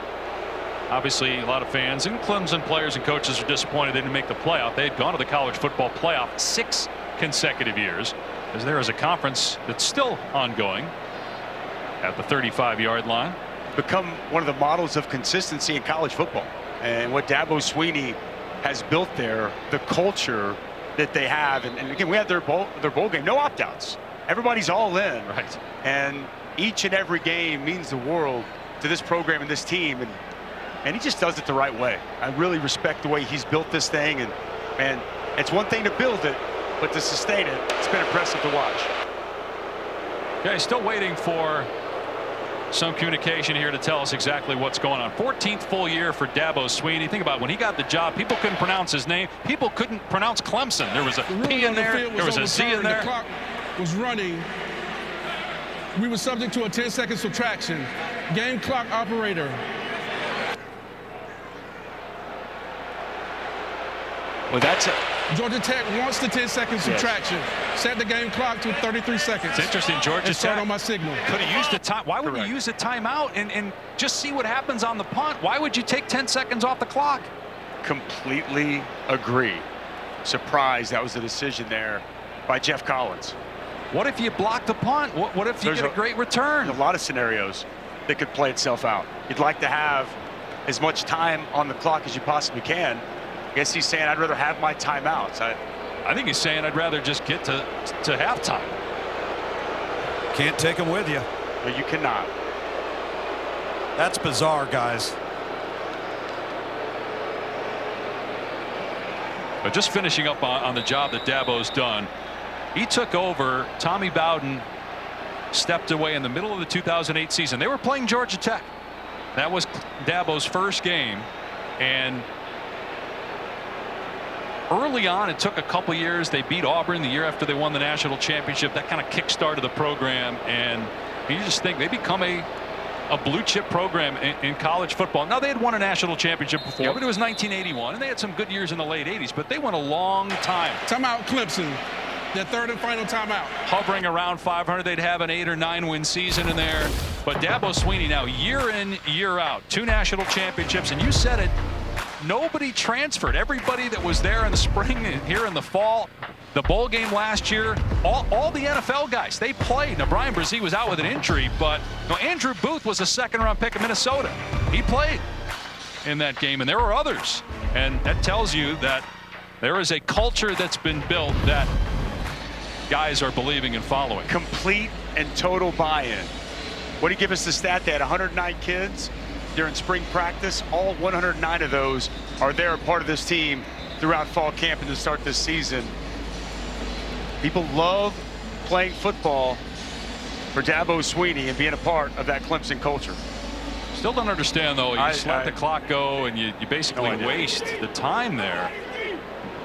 And now there's no return man back. So Georgia Tech's going to go after this? No, they're not. But they're just going to let the clock run down here. Goes out of bounds, I think, with a second left. The official saying halftime. Clemson will get the ball to start the second half. I'm befuzzled, Dave. Befuddled and puzzled all in one. Befuzzled. Interesting decision. But it could be worse. Clemson only up 11. A lot of people thought that'd be the score 5 minutes into the game, the way Georgia Tech struggled last year with just 3 wins. But hey, this was a close game between these two teams a year ago. Final score is 14-8. Georgia Tech had a chance to win on 4th down, was stopped at the 2-yard line. All right, let's check in with Tom, who's got Dabo. Well, Coach, tough sledding early on. It got hot a little bit, particularly in the passing game in the red zone. How do you get the run game going? Well, we came right out of the gate. You know, it's a good opening drive, 3rd and, yard or whatever, and we get it kind of a little amped up, a little hot snap, high and hot. So we had to punt, then second drive right down the field, get, good balance, and we fumbled the ball. It's close. So then we got in a little bad field position for a couple then back-to-back scores. So, we just went a little up-tempo, took what they gave us right there. I thought we made a couple of nice plays, and, defense has played a great job, big play in special teams. So, first ball game, first half, we certainly got some things to clean up, but that's what halftime's all for. Assess the play of DJ real quickly. Well, good, other than the snap was disappointing. I mean, he'd like to have that back. I thought he held on the ball one time and took a sack. But hey, he's made some plays, man. He's gotten a little rhythm, made a couple of big plays down the field, some good timing throws to Bo, and a nice little scramble for a touchdown. So, solid. Thanks, Coach. Right. All right, so Clemson 14, Georgia Tech 3 at halftime here in Atlanta. We'll send it to Matt Berry, Joey Galloway, Jesse Palmer for the halftime report. Guys, thank you. Welcome into the Sling TV halftime report. Matt, Jesse, and Joey with. Welcome back to Xfinity Kickoff Week. Welcome back to the Chick-fil-A kickoff game as part of our Xfinity Kickoff Week. From Mercedes-Benz Stadium in Atlanta, Georgia, you're watching the ACC on ESPN. This is a Georgia Tech home game. Yellow Jackets down to Clemson 14-3. And Clemson will get the ball to start the second half. Gavin Stewart kicking it off to Will Shipley. Tigers ranked 4th in the country, had a block punt that helped spark their team in the first half, led to 2 touchdowns. We look at our first half stats brought to you by John Deere. DJ Uiagalelei really picked it up after that block punt, had a passing touchdown. Rushing yards for Georgia Tech 19, and they were all by their quarterback, Jeff Sims. The running backs had none, and they struggled on third down against this elite Clemson defense. Just 1 for 8 for Georgia Tech. And Georgia Tech came to play, minus the block punt. Defensively, they've been giving Clemson all they want. The biggest surprise for me is Clemson's inability to really run the football effectively in that first half. See if they started off with Will Shipley on the ground. They do, and Shipley doesn't get much. Only a yard brought down by Keon White. Here's Tom. Hey guys, just coming out of the half, talking to the Georgia Tech head coach Jeff Collins. I know a lot of us were kind of perplexed by the move to not call a timeout and allow for a 10-second runoff at the end of the second quarter. I asked him point blank, explain it to me. He says, I really felt and I believed that if I called timeout, that Dabo Swinney would go for it, and I didn't want them to have any time on the clock to have an opportunity to get more points. Now, is that logical? That's for everybody to debate. That's the answer I got. All right, Luke, thank you. Second down and 9. And Shipley stumbles but gets positive yardage. Dragged to the ground at the 32. So a pickup of 6 on the play. Third down and 3 coming up. But then if you get the stop, it was on the 43. You get the stop, you get the football with timeouts on Clemson's side of the field. And over 30 seconds to go. The way his defense has been playing, interesting logic, but it's interesting too, Dusty, you talk about Clemson's inability to run the football consistently, and talking to Dabo, you saw right there going off into the locker room, he felt they ran it well. I was surprised to hear that answer. Well, they go empty here. Shipley, a really good receiver. He's at the top of your screen on third down and 3. Uiagalelei in trouble, gets hit, and then gets rid of the ball. And it's picked up at the 25-yard line. His arm was going forward, though. It's an incomplete pass. The question is that grounding? He was not outside the pocket. Will it cost him some yardage? Yes. And there's the flag. So it's going to be 4th down anyway. In terms of the grounding, offense number 5. Penalties lost it down and it's swatted a foul. 4th down. And Keon White has been in the backfield often. Well, there's a matchup they've identified. It's the true freshman Blake Miller, and Keon White is having himself a day. Jeff Collins told us they're excited about watching him. Last year, injured before the year, and a basketball injury. Missed a lot of the season. Only played in the last 4 games. Was never 100%.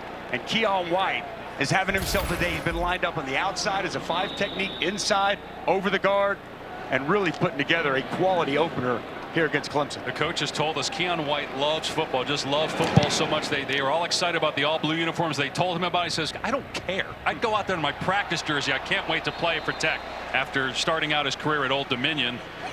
As McCullum gets nailed out of bounds, but Georgia Tech's got good field position to start this drive. Kind of like that mentality, Dave. This Clemson defense, it has been ferocious and is as advertised.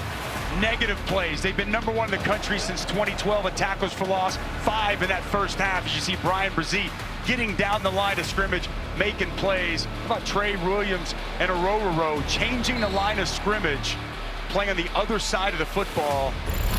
New defensive coordinator, but same result with Clemson owning the line of scrimmage and creating a lot of negative plays. The defense looked like last year, but the offense looked like last year as well. Movement by Georgia Tech. You saw the shift by Clemson pre-snap, and the right side of the offensive line for Georgia Tech bit. That's the 3rd time that's happened. So you get a move call right before the snap. The defensive linemen, they move laterally. They don't move forward. delay of game, defense number 11, movements not coming into the game, 5-yard penalty, first down. So interesting. They call it on Brian Brzee. You look at the defense tonight compared to last year when they were 15th in total defense, second in points per game allowed, just the 3 tonight. They just gave Georgia Tech 5 yards there on the Brzee penalty. I don't know how that was any different than what we saw earlier, perhaps more demonstrative, and that's why they made the call. And Smith with a gap. They run it well here, down to the 40-yard line. Best run by a running back for Georgia Tech today. It's a gain of 12. Well, Pierce Quick, the Alabama transfer, is going to get out in front, and then it's going to be Luke Benson. Nice job opening up that hole, and whoo, shiftiness by Dante Smith in the open field. Tech going up tempo from the Clemson 41. They've been able to get into Clemson territory a few times, and down goes Sims. Fumbled the ball. It's still free, and Georgia Tech able to recover. KJ Henry, for the 3rd time, gets to Jeff Sims, gets his hand on the arm. This time the ball came out. KJ Henry, a little stutter, arm over with the rip to clean those hands off. And you don't just get to the quarterback, he gets the ball out. Excellent job knocking that ball free.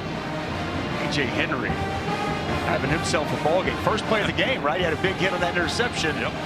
He's been coming all night. Corey Robinson with heads up play to jump on it, 2nd down and 18.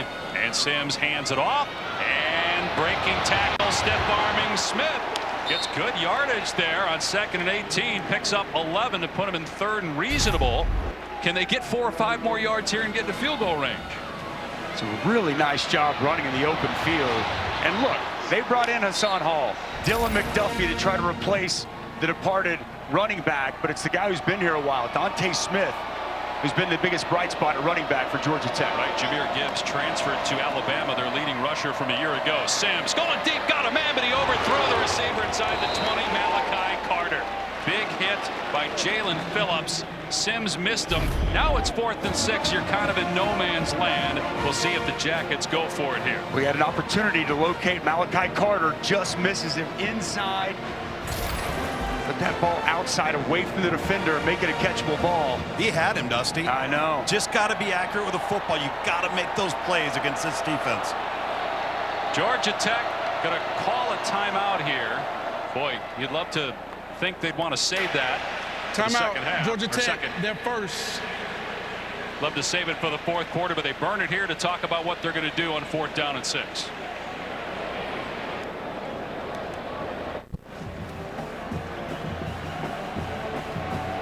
Aerial coverage provided by Goodyear, celebrating the challenge of road games everywhere. Are you ready for the road? Goodyear, more driven. Georgia Tech electing to go for it on 4th down and 6 from the 37. Their kicker, Jude Kelly, missed a 50-yarder earlier. This would be about a 55-yarder. Well, maybe a punt. You pin him deep. You force DJ Oyunglele to move the team down the field, but they're going for it here. Down 14-3. Sims over the middle, and it's caught. A diving catch inside the 30-yard line by Malik Rutherford for a first down. Big-time throw here by Jeff Sims. Clemson's dialing up, 0 pressure, nobody on the top of the field. Just a quick slant. That ball is on target. Wow, with some serious velocity. So it's a 10-yard gain. Now they're inside the 30. 18-24 passing for Sims. The interception came on the first play from scrimmage. He'll run it here. 6'4", 220 pounds. Bouncing off defenders, and they finally blow it dead. Close to the line to gain. Near the 15-yard line, it is a first down. You said it on the call, partner. Jeff Sims, big body guy.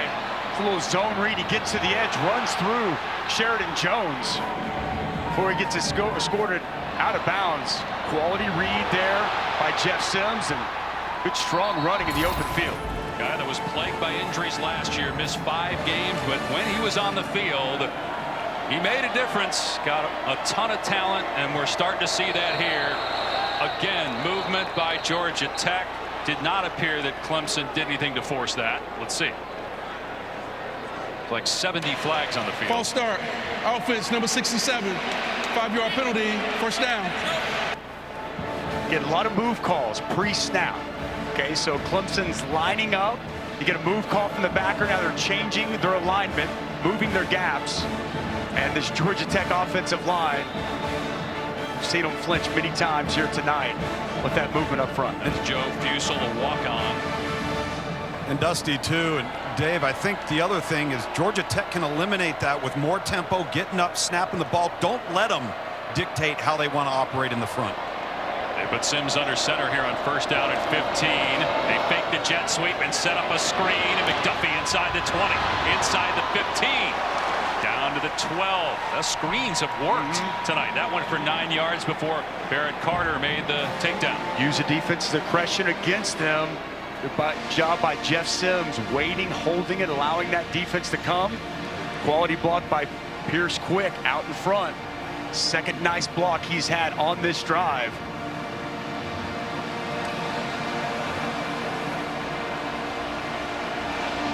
Georgia Tech, it's been almost 11 quarters since they've scored a touchdown, going back to the end of last season. Just 3 wins a year ago. Sims in trouble, throws into traffic, and it was almost picked off.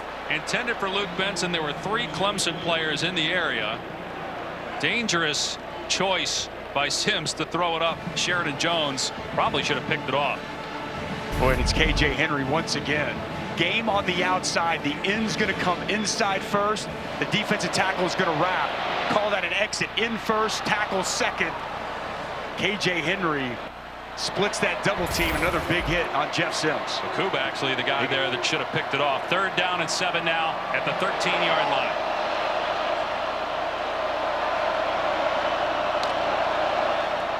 Sims with time waiting, fires end zone, got a man! Pulled in for the touchdown by E.J. Jenkins. Big target, big play for the 6'7" transfer.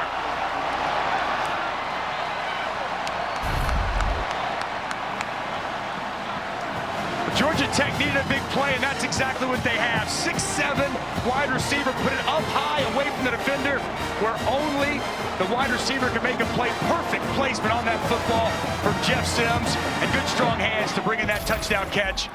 Big time play from Jeff Sims and E.J. Jenkins. 9-play, 57-yard drive. The point after makes it 14-10 Clemson.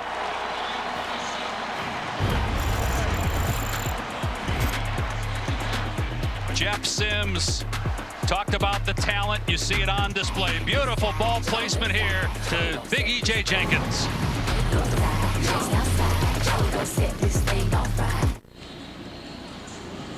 First touchdown for Georgia Tech since November 13th of last year. Dave Pasch, Dusty Dvorak, Tom Luganville down on the field. Man, it's been such a thrilling opening weekend of college football. A lot of people thought this was not going to be a close game, but the way Georgia Tech now has momentum, maybe we're in for another thrilling finish. They brought some real fight tonight from the onset of this football game, and the way that offense responded on that drive, had not a whole lot going all night long, and they're able to put together that drive and cap it off with a beautiful touchdown pass from Jeff Sims. And now all of a sudden, partner, we got a ball game. Which again makes the decision at the end of the second quarter not to put your offense on the field with time, just watching how they move the ball. Even that more curious. Be another touchback and come out to the 25 here. Take a look back at that touchdown pass. See exactly what happened. As we're going to walk through this, okay, it's going to be a corner flat concept. Okay, they're in zone coverage, cover 2. Makuba, the safety's got to get over the top. Sheridan Jones needs to give a little bit more ground. You'll see at the end of the play, Makuba turns and he looks at Sheridan Jones because Jones comes up on that flat route, allows that easy passing window for Jeff Sims. An excellent execution there by Georgia Tech. Love the play selection by Chip Long. An outstanding throw to finish it off. Play action, and Uiagalelei, that's a forward pass, incomplete. There was some pressure as he was trying to dump it off to Brenningstool. Backside, there was pressure by Georgia Tech, and it looked like Uiagalelei had to rush that. Dusty, I was standing right behind that. He just threw that in the dirt. He had to rush it a little bit, but he had plenty of lane to get the ball out. So 2nd and 10. They got Maffa and Shipley in the backfield now. And Uiagalelei again with pressure. Tried to dump it off, and it was incomplete. So that's 2 consecutive plays that Sylvain Youngjuan has been in the backfield in the face of Uyunglele and his backside where he had to at least think about it. It's that true freshman once again. Look, Blake Miller, a lot of high praise. He's smart, he's tough, he's physical, he's nasty. He's also a true freshman. And Georgia Tech, it's like blood in the water, and they're sharks attacking him and applying constant pressure to the Clemson quarterback. 3rd down and 10. Uyunglele takes a shot, single coverage, a lot of contact, and there goes the flag. Dakari Collins, the intended receiver, Zamari Walton in coverage.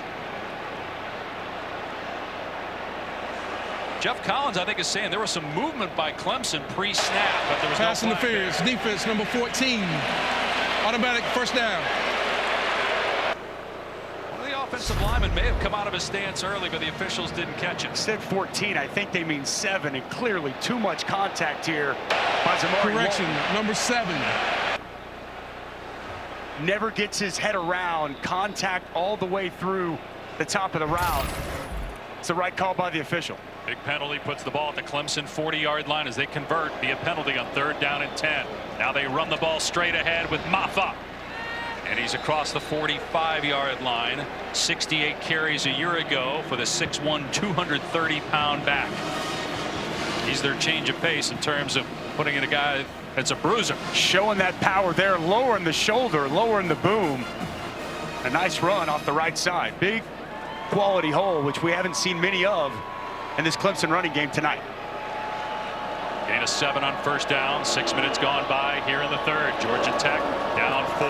That's a pass play to Spector on the underhand toss, and he's got a 1st down to the 46-yard line before Charlie Thomas brings him down. Pickup of 7. Little misdirection. Nice job on the left side by Davis Allen securing that block, and the big left tackle Jordan McFadden getting out in front. Well designed by the offensive coordinator Brandon Streeter. Spector missed all of last year, but is back in an important part of their offense. Maffa gets some running room again. Maybe that's why they went to Maffa here. Start to lean on him a little bit. They were having trouble running the football, but Maffa gets 6 or 7 there. They're getting push and movement off the football. Left side again. It's Davis Allen. It's Jordan McFadden paving the path.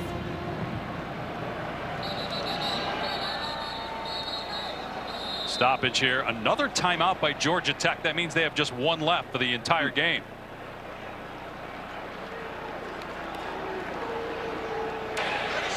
Timeout. Georgia Tech. 30-second timeout. So only 1 left for Jeff Collins' team. Why? Peculiar timeout there. Yeah, why? Maybe they had 10 guys out there. I mean, they pretty quick to call timeout. Maybe they didn't have enough bodies. And by the way, we've got to make a point.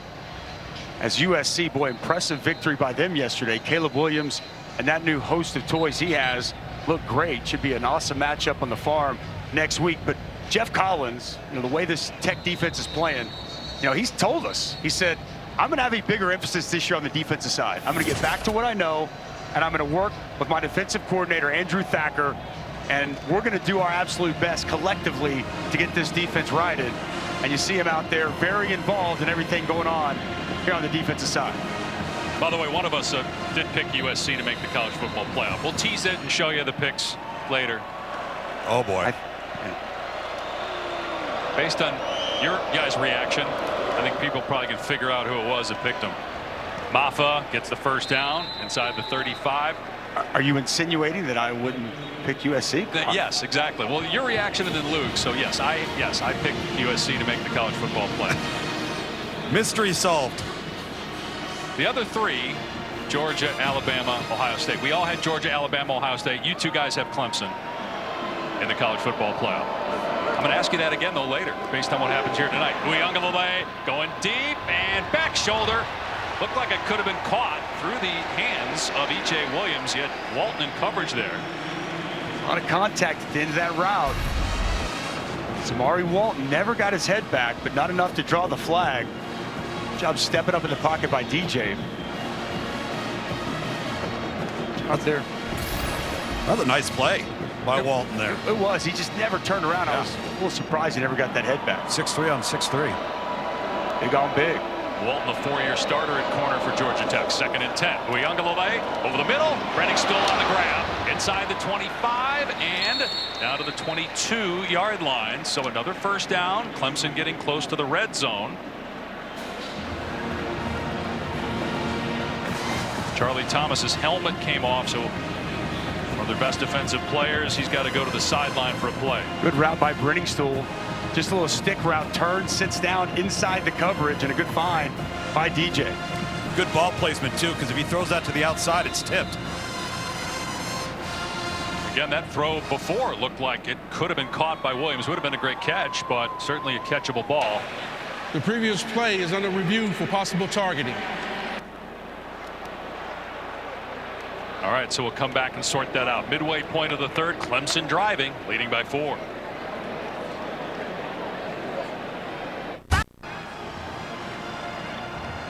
Targeting against Charlie Thomas of Georgia Tech. Let's bring in Matt Austin, our rules expert. The offensive player lowers his head, but that doesn't matter, right, Matt? It really doesn't. It's all about what the defender does. And in this case, the defender definitely lowers his head. He attacks with force with the crown of his helmet. It's textbooks targeting, and he's done for the night. And maybe the first half of their next game, and that's their leader, Charlie Thomas, on defense. Big loss. First down and 10 on the 11. And they're going to run Maffa again, and this time he does get positive yardage, but he got hit in the backfield. There's a little pushing and shoving going on in front of the Georgia Tech bench between Miles Sims and Bo Collins, but no penalty flag. Gain of 2. Big loss with Charlie Thomas, Dave, and I think that's the right call. As Charlie Thomas came up, lowered his head, eyes up, see what you hit. Use the crown of that helmet. It's going to be called targeting every time. 10th play of the drive. 2nd and 8 on the 9 of Georgia Tech. Uyunglele in trouble in the backfield, and down he goes. Kyle Kennard in the backfield for the Yellow Jackets. A loss of 3. Talk about completely obliterating a play coming down. He's the unblocked man. He tackles the running back. He tackles the quarterback. Kyle Kennard not going to be denied, and a big play setting up 3rd and long. Can DJ Uyunglele make a big play here for Clemson, or will they have to settle for 3? He's had some really good throws on this drive. A little bit of a slow start to begin the drive with some off the mark tosses. See what he does here at 3rd down and 11. Looking to the end zone. Ngata can't come up with it. Incomplete. 4th down. Coverage by Sims. Tight coverage there by Miles Sims. Tried to go with the back shoulder. Sims, nice job getting that hand in there. And Ngata unable to come up with a catch. That's quality defense. Good tight coverage. Get up there on the line of scrimmage, run with him. It's in good position. Gets that left hand in there to knock the football away. Big time stop by Georgia Tech. Dusty, I'd have liked to see some more air under that ball because you've got a 6'3" Sims guarding that. Give Ngata more of a chance. 30-yard field goal, 29-yard field goal attempt officially here. B.T. Potter.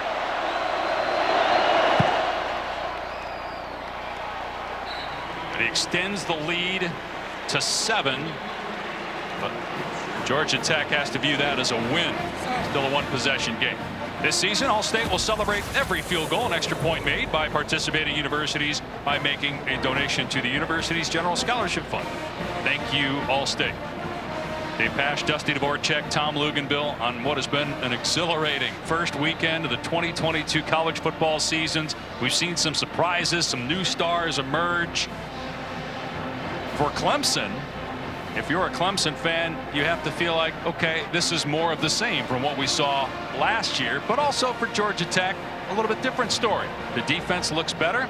Jeff Sims is healthy. The offense is different when he's on the field, so got to give Tech a little credit here as well. No question, and you give some credit to Chip Long and Chris Winkie with that, right? Chris Winkie came in. He's been working with Jeff Sims. They felt that he really improved in his mechanics. We talked about his leadership, and it's showing up here in this ball game to this point. You think about it, 3 consecutive 3-win seasons for Georgia Tech. Paul Johnson was here 11 years. He won 11 games twice, 2 Orange Bowls. Chan Gailey, prior to that, 6 years, only 1 losing season. So they're not used to the poor football for that long of stretches that we've seen from Georgia Tech. Maybe this is the year they turn it around in year 4 for Jeff Collins. On Saturday, Chick-fil-A welcomed the 2022 Chick-fil-A Scholars, restaurant team members who receive scholarships through Chick-fil-A's Remarkable Futures Initiative. In 2022, Chick-fil-A invested $24 million in college scholarships, awarded over 12,000 team members, reinforcing Chick-fil-A's long-standing commitment to education and helping team members achieve their academic dreams. Congratulations. That's awesome.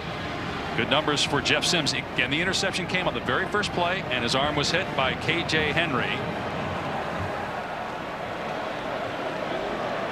First down from the 25. Sims in trouble. And a great play in the backfield. Hassan Hall dumped for a loss of about 5 by Green. Boy, Keith McGuire times up this blitz perfectly, and it comes wide open, ball out quick. It's how you anticipate a route. You come up and you make an outstanding open field tackle. Good defense there by Malcolm Green. Loss of 4. Clemson turning up the heat. Sims past the 25, past the 30, and out near the 32. That's an 11-yard gain for the big guy. They've been in 2nd and long several times, and it seems like every time they get a big play to get him in 3rd and reasonable. Manageable. Now all of a sudden the playbook's wide open for Chip Long. You got to think in this spot, we saw earlier in a big 4th and 5, a dart on a slant, but man, quarterback run game feels appealing. Sims pulls it back, and that throw was off target. They're trying to set up the wide receiver screen to Malachi Carter. It's 4th down. It's really well played by Fred Davis. Fights through the blocking wide receiver, and even if this ball is delivered where it needs to be, it was like Fred Davis is going to make that play immediately. Good answer by this Clemson defense after the previous possession. Georgia Tech marched right down the field. So Georgia Tech will punt it. David Shanahan. Will Taylor is deep for the Tigers. This one drives Taylor back inside the 20. Fields it at the 18. And a flag is down as Taylor is tackled at the 25.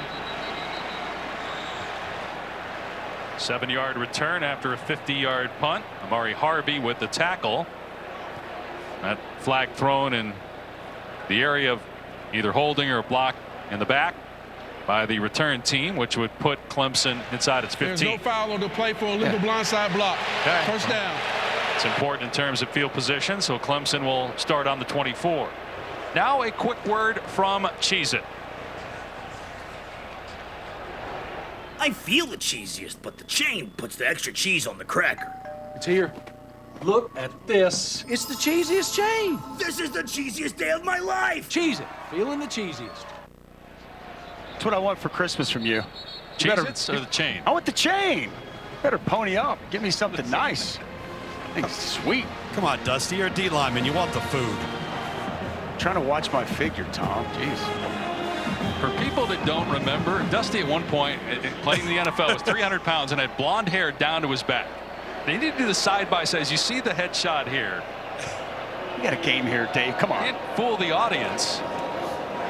Quick pitch. Shipley gets the edge. Dragged out of bounds after a gain of 6 to the 32. Seeing him run the football a little bit more effectively here the last couple of drives. Nice job. Really leaned on the left side of that line. I think Jordan McFadden again getting out in front, securing the edge and allowing Will Shipley to get a nice pickup on first down. Good tackle there by 17. Demetrius Knight having to fill in for Charlie Thomas. He's going to have big shoes to fill the rest of this half. No doubt. Great point, Tom. Uiagalelei, pump fake, steps back, facing pressure, and launches it out of bounds. Good coverage downfield. Keon White in the backfield again for Georgia Tech, and so is KJ Wallace, Notre Dame transfer. So big 3rd down and 4 here. That's really well done by Zamari Walton. DJ wanted to go to Bo Collins, but nowhere to deliver the football. And you got a first time A first-year play caller in Brandon Streeter. You look at Cade Klubnik, the backup, the outstanding true freshman. Streeter called plays in the bowl game, taking over for the departed Tony Elliott, now the head coach of Virginia. We'll see what he dials up here for his quarterback on 3rd and 4. Pressure off the edge. DJ hit. Uyunglele spun, and then he flips it backwards to Shipley, who's got the first down past the 40-yard line. Great heads-up play. Little dangerous by Uyunglele, but he finds Shipley. Little Houdini here. Dial up the pressure. He gets home. Big body DJ Uyunglele won't go down. Does deliver that ball before the knee's on the ground. And heads-up play by Will Shipley. He's on the ground, Dusty. Oh, man. Will Shipley was on the ground. So first down at the 42-yard line. Uyunglele with a hitch over the middle. It's pulled in inside the 45-yard line by Davis Allen to the 42 for 16 yards. Clemson pedal to the metal one more time. Look at this. An outstanding job by DJ Uyunglele locating Shipley. Keep this drive alive. That might be a da-da-da. Big time play there. And they're in Georgia Tech territory at the 3-minute mark here of the 3rd. Uyunglele has another completion across the middle down to the 35-yard line is Antonio Williams. They're hoping to get Adam Randall back at some point. Highly touted player, has got a knee injury. And otherwise, you look at this receiving core. Bo Collins, 31 catches last year. He was the leading receiver. They got a lot of younger guys in that receiving core, but a lot of talent. 2nd and 3. Uyunglele, wide receiver screen.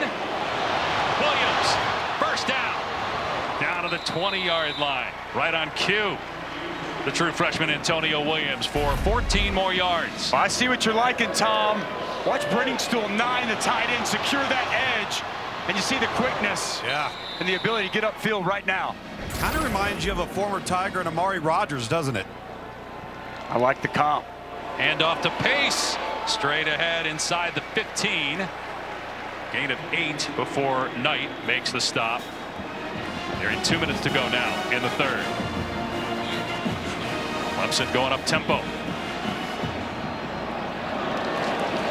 It's Pace again. And he stumbles inside the 10 for a first down. So 1st and goal from the 9 coming up. Nice drive here by Clemson. Well, they're going. They want to go fast. They're calling for us. Hey, let's go. Let's go. We've got them on their heels. We got them tired. 9th play of the drive that's lasted 3 minutes. Nice mix of run and passer on this drive, Dave, keeping Georgia Tech a little bit off balance. Set up by that great play by DJ on 3rd and 4, making something out of nothing.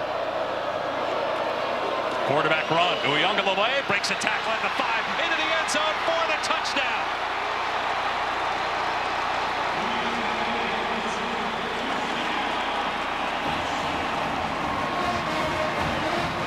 Second touchdown that he's accounted for today. 1 through the air and now 1 on the ground to push the lead to 13 with the extra point coming.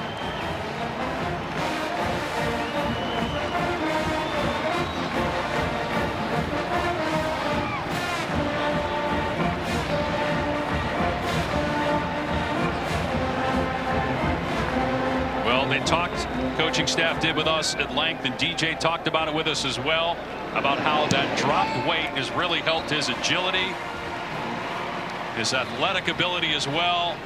Played a lot with a knee brace last year. It's off now. Looks a lot better running the football. Well, let's just go quarterback counter. Pull backside guard. It's going to get a kick out block. Brenningstool is going to travel with him, get a seal, open up a nice hole for Uyunglele. Runs through the arm tackle, steps over it as he strolls into the end zone. Well blocked off that left side. Boy, Jordan McFadden buries that defensive end. Really seeing them in this second half lean on the left side of that offensive line and find a lot of success. Kind of interesting, too, to see Uyunglele turn his back to the end zone and start talking to the defender. Well, chirping? It's dangerous, though, right? I mean, you don't want to get, because you're going to score. That's right. A taunting penalty. Don't know what was said. Wasn't a whole lot, but I'm sure the coaches watch that and go, just run into the end zone. Don't turn your back. Start talking. So it's a 14-point lead late here in the third.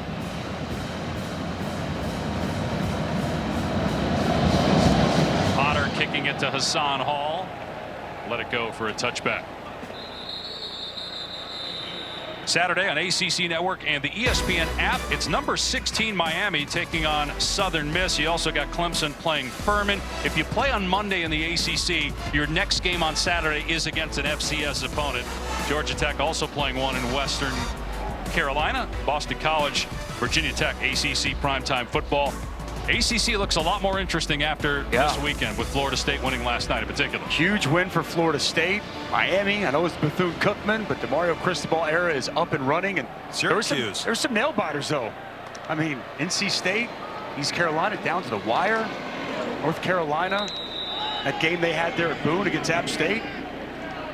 Interesting in the ACC this year, Dave. McDuffie tripped up after a 3-yard gain. When you look at Clemson's schedule, they have to go to Wake, go to Florida State now. I mean, that game is always going to be tough because of the rivalry, but even more so after watching Florida State last night. They also have Miami at home. They go to Notre Dame and then play South Carolina at home. Always play one of the toughest schedules in the country, Clemson does. McDuffie straight ahead of the 31 for 4 more yards. Forget the Qs now. I mean, that's maybe not just a gimme. You know, Baber's a nice win. That game will be at Clemson on October 22nd. At Wake Forest, you know, question is, when is Sam Hartman coming back? Will he be back? You know, NC State, they're so deep, so veteran. Devin Leary's a quality quarterback. That game at Florida State, as you mentioned, that's a little bit more interesting. It's going to be a fun year. Pitt plays Tennessee on ABC this Saturday. It's a big game for the ACC. Sims, and it's dropped. That would have been a first down, but Luke Benson, speaking of Syracuse, he's transferred from Central New York. They're really high on him, but he put that one on the ground. 4th down. Got to come up with this catch right here if you're Luke Benson. Raving about him. Those hands, don't allow that ball to get to your body. A quick 3 and out. Now that Georgia Tech defense that just had to be on the field 9 plays, got to go right back out there and try to slow down this Clemson offense. It feels like it's got a little bit of momentum here in the second half. Shanahan will punt it to Taylor. Clemson blocked a punt in the first half, and that led to a touchdown. Taylor secures it at the 22-yard line. So 2 seconds remaining here in the third quarter. Take a look at some week 1 storylines. A game that was here Saturday. Georgia looked like another national championship contender. They're incredible. Stetson Bennett was on fire. That offense, wow, what a performance. Ohio State beat Notre Dame in a good game. Defense for Ohio State, really good the second half. Jim Knowles' acquisition sure like it paid off in the first game, but a good start. The Marcus Freeman era. Notre Dame wasn't backing down, and how about that finish last night, partner? Holy smokes. And how about just the fact that they're 2-0 for the first time in 6 years? Wow. Florida State. Big win for Mike Norvell. Run play on first down, nowhere to go. Poor pace, brought down for a loss back at the 19-yard line. Micaiah Scott was in the backfield along with Youngjuan for Georgia Tech. And that's the end of 3 here in Atlanta.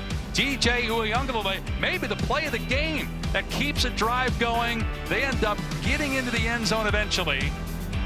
And they lead now 24-10 as we go to the 4th in Atlanta.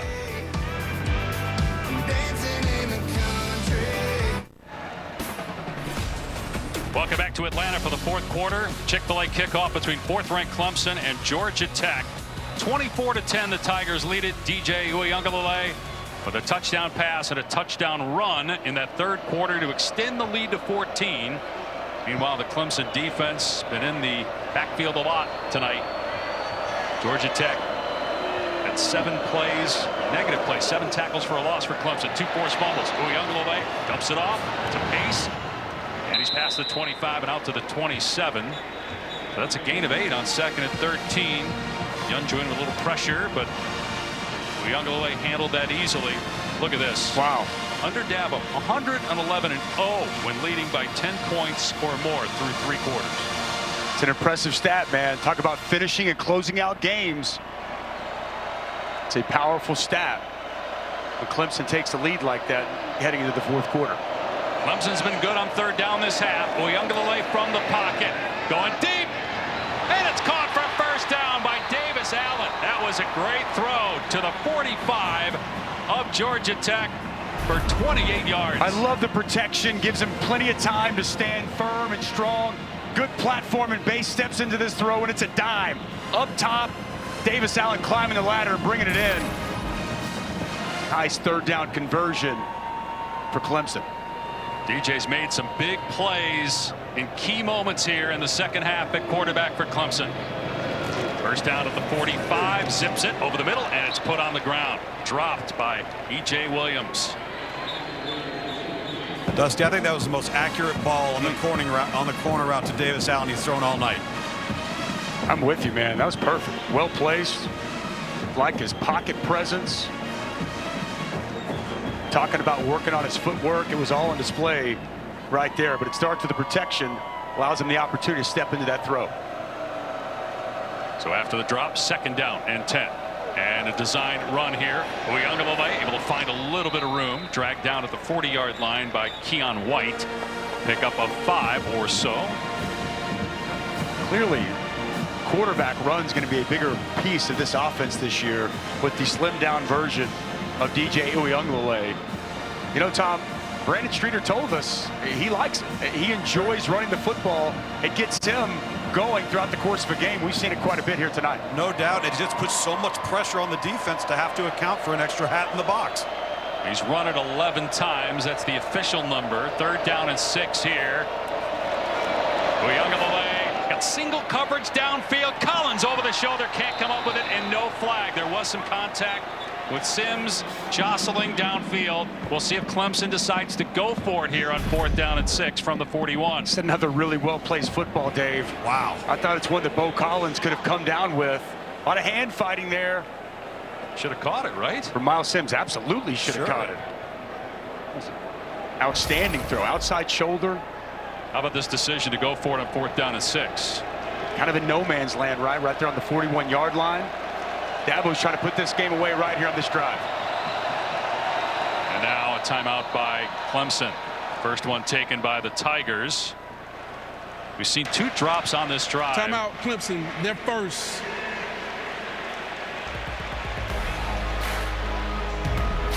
See that? Dave Pasch, Dusty Dvorak, Tom Luganbill. Clemson deciding to punt, or at least that's how they're setting up. I'm sure Georgia Tech is on the lookout for a fake. Aiden Swanson. Now they shift, and Georgia Tech just used its last timeout. So they had the idea that maybe there was going to be a fake from Aiden Swanson. Timeout, Georgia Tech. That third and final timeout.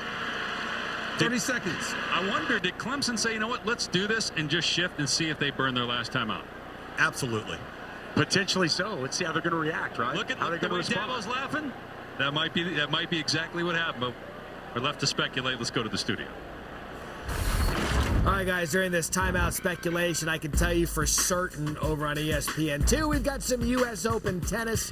Going to go back and forth, get on the app, watch all the programming we have for you, ESPN and ESPN2. Gentlemen? We're still arguing in here, Matt. Who's arguing? But whether it was designed there to try to get Jeff Collins to call his last time out, whether they were going to fake it. I think it was. Or just punt it and just shift around, move guys around. But there was a little grin on Dabo's face there as players came over. It worked.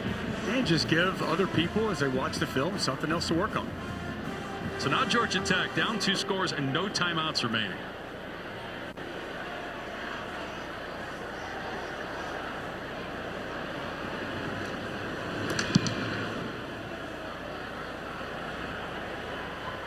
That lands at the 9 and checks up, and downed by Clemson at the 13-yard line by R.J. Mickens.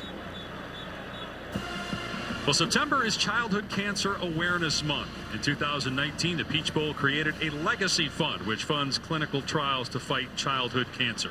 And tonight, 2 patients, Will Brocksterman and Paul Sturtz, both of whom are now cancer-free, participated as honorary team captains in the pregame coin toss.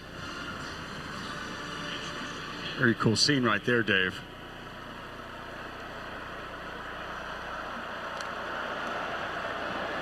Georgia Tech back on offense. And again, pressure in the face of Sims, and the pass off target, incomplete. Mickens that was in the backfield from a safety spot. His dad Ray spent 11 years in the NFL. Wes Goodwin still bringing some heat. Fourth quarter, not backing down. And we've talked a lot about that front four, but it's not going to change the identity of this defense. They're going to continue to be aggressive. Sims on second down and throws a strike. Oh, the defender slipped. Malachi Carter fell down. Otherwise, he might still be running. Still, it's a 21-yard pickup. But it's a bullet from Jeff Sims. Really nice pass. Fits it just over the corner, underneath the safety. Really well done there by Jeff Sims. I think there's a lot you can grow from this game. Really seems like he's improved in some areas as a passer. He'll throw it again here on first down. In trouble, steps up to run, spins out of a tackle and gets positive yardage. Ball's on the ground, but I'm going to say that Sims was down. Wrapped up by Kevin Swint. Pickup of 3. Could have been sacked, though. I mean, Sims a big-time recruit coming out, right, Tom? I mean, you had guys had him as a top 90 player in the country. Yeah, top 5 dual threat, a former Florida State verbal commitment, recruited by everybody. This is the most comfortable I think we've seen him. He seems to have settled in. Credit Chip Long, credit quarterback coach Chris Wenke. Coaches wanted to see how he'd do after he got hit a few times. He's done well. Throws here, and that's through the hands of E.J. Jenkins. Incomplete. Now it's 3rd down and 7. Last couple of drives now, we saw it on the Clemson side, a couple of drops and a pass that E.J. Jenkins needs to come up with. Ball is well placed, and he just let it go through his hands. Let's see if Wes Goodwin dials it up here. Chip Long, the offensive coordinator, probably frustrated after that drop. 3rd down and 7. They're 2 for 12 on 3rd down today. A.J. Henry's been feasting so far. Number Z on the bottom of your screen. Sims takes off, makes a move, gets hit and dropped. That was Trenton Swimson. Boy, we've seen him track guys and drop them a couple times in this game. 4th down, tackle punt.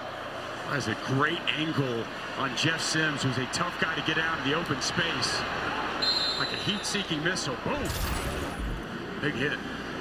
Well, Georgia Tech now going to go for it. Looked like they were going to punt, but they're setting up to go on 4th down and 2.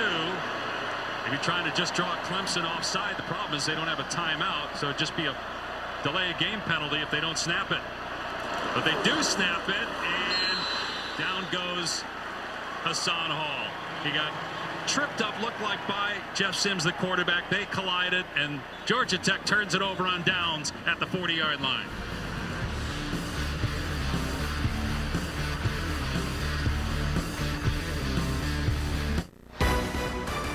The Chick-fil-A Kickoff on ESPN is brought to you by Chick-fil-A. It's the little things that make game day worth celebrating. Aero coverage provided by Goodyear, road tested and game ready. Are you ready for the road? Goodyear, more driven. Dave Pasch, Dusty Dvorak, Tom Luganville in Atlanta. Let's take a look at that last 4th down play. There was some contact between Sims and Hall, but maybe just after looking at this a few times, Hall just tripped. Well, I feel like he lost his footing. Turf Monster got him, and it was well blocked off that left side. Louisville transfer keeps his footing. I think he might have the ability to get that 1st down. Instead, trips and falls, and it's Clemson ball on Georgia Tech's side of the field. Right, chance to put it away here, especially without Georgia Tech having any timeouts. Out in space to Williams, inside the 35, down to the 32 for about 8 yards, brought down by Derek Allen. I'm going to be intrigued to see Antonio Williams throughout the course of this season. So fluid catching the ball, goes up and gets it almost effortless.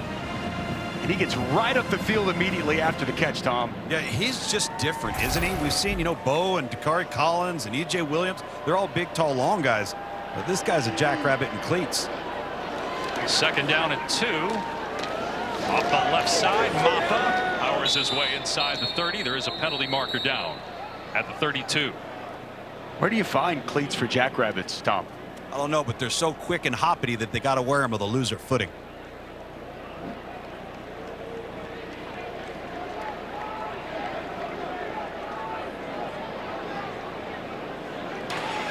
Personal foul, illegal block below the waist. Defense, number 0. Half the distance to go from the end of the run. First down. Point of emphasis this year. Yes. When you see it on the defense like that with Miles Sims. Got to stay above the waist. As Miles Sims comes down, attacks that pulling tight end. As you mentioned, new point of emphasis this season on both sides of the ball, trying to stay off of people's knees, especially anywhere outside the tackle box. So Clemson in the red zone. 10 minutes remaining. First down at the 14-yard line. They got the bruiser Maffa in there at running back. He gets it. Puts his head down and picks up about 3 yards. So DJ Uiagalelei has 208 passing yards. Remember last year, he had 0 300-yard games. 2 years ago, he burst onto the scene. 18-point come from behind win against Boston College in his first career start. Over 400 yards against Notre Dame. Didn't have great numbers last year. Clemson still won 10 games. We've seen probably a mixed bag from DJ Uiagalelei tonight as he throws it into the end zone here. And it's broken up, incomplete. Another flag down. Samari Walton in coverage. They're just going to pick that flag up. So third down and 8, but would you agree with that mixed bag tonight? I do agree with that. I think he's looked better and more comfortable at times here in the second half. And, you know, all we heard from is that he's just more confident. And we know that he's worked on a lot of the fundamentals, mechanics, especially that footwork area that we mentioned. And there's been some good that he can grow off of, but it hasn't been perfect. I think a mixed bag is the proper way to describe what we've seen here tonight. Third down and 8 on the 12. Uiagalelei to throw, in trouble, steps up, and down he goes at the 14 for a sack. Still, though, Clemson has a great opportunity to add to the lead. The Georgia Tech pressure has been coming all night throughout the course of this game, and feels like DJ might have missed his tight end, Davis Allen, in this route. Part of that rush gets to you. Your eyes drop. You're not seeing the field. He sits down right in the middle of the field, almost doing a jumping jack, but DJ unable to locate his open tight end. So BT Potter on for a 31-yard attempt. And he puts it through. And that extends the lead to 17 for fourth-ranked Clemson midway through the fourth.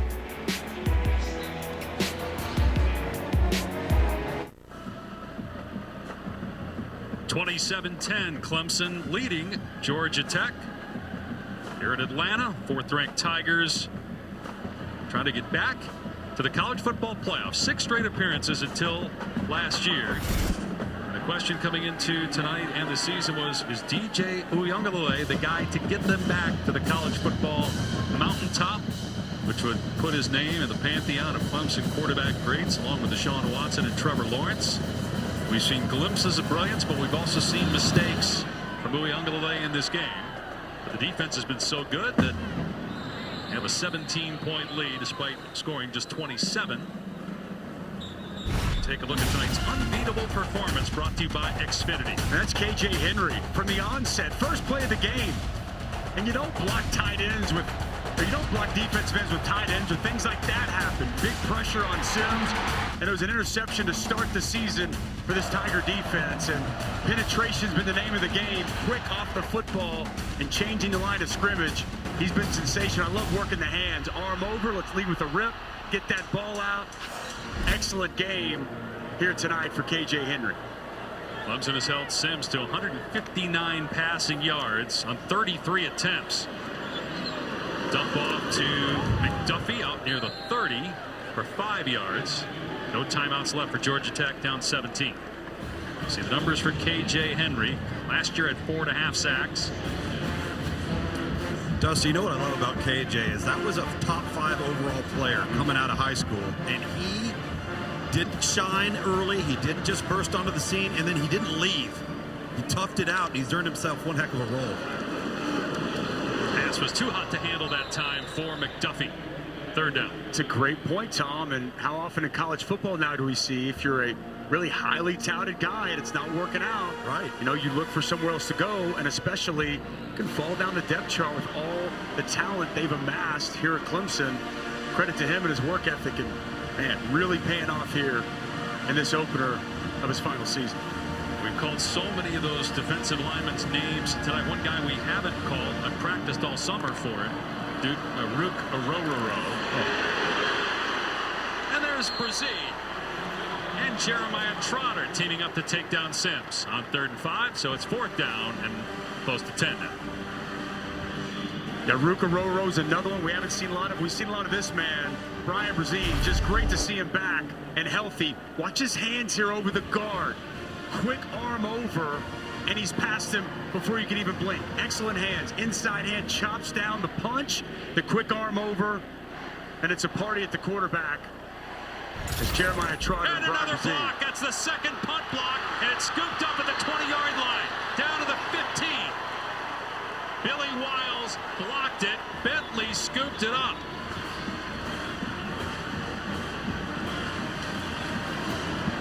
Wade Woodaz with the block punt. Picked up by Bentley.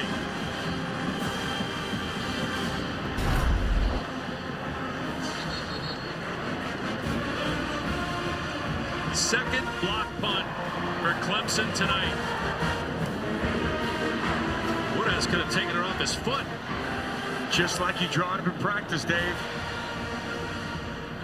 Quality penetration, full extension. Take the ball off the foot. True freshman. And then Levante Bentley wanted to score. Woodaz, a backup linebacker out of Tampa, Florida.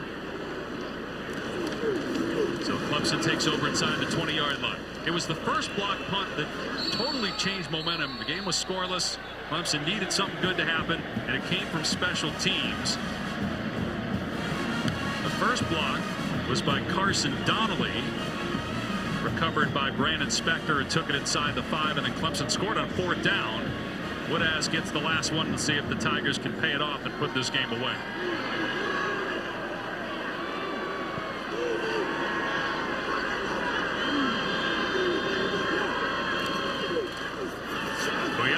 With a fade to the corner of the end zone, and Collins can't come up with it. Kenan Johnson in coverage. 3rd down. Like the placement of that football over his outside shoulder away from the defender. Collins turns his head inside initially, get that head outside, unable to bring it in. It's a very catchable ball. I think he's telling him. Dusty, really well thrown ball. Yeah. It's almost as if he lost the ball a little bit because he didn't have his hands in a position to secure it.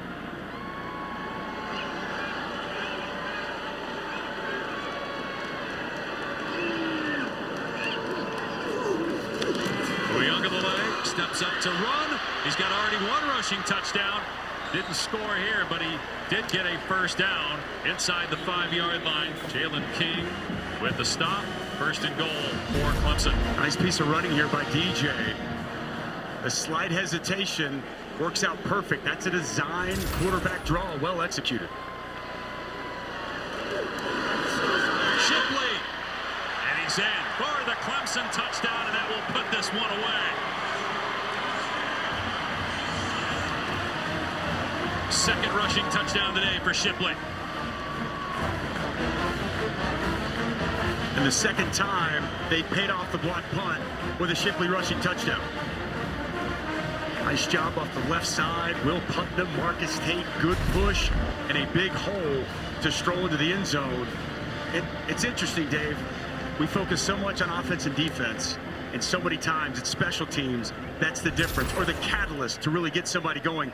We've seen it all throughout this week one of college football, and we're seeing it here again tonight. Point after is good. And the 4th-ranked Clemson Tigers, for a while, looked like This was going to be a fight. They only had a 4-point lead early in the third quarter. But as you mentioned, Dusty, the special teams been the catalyst to what's going to be a win on the road for the Tigers. They lead 34-10.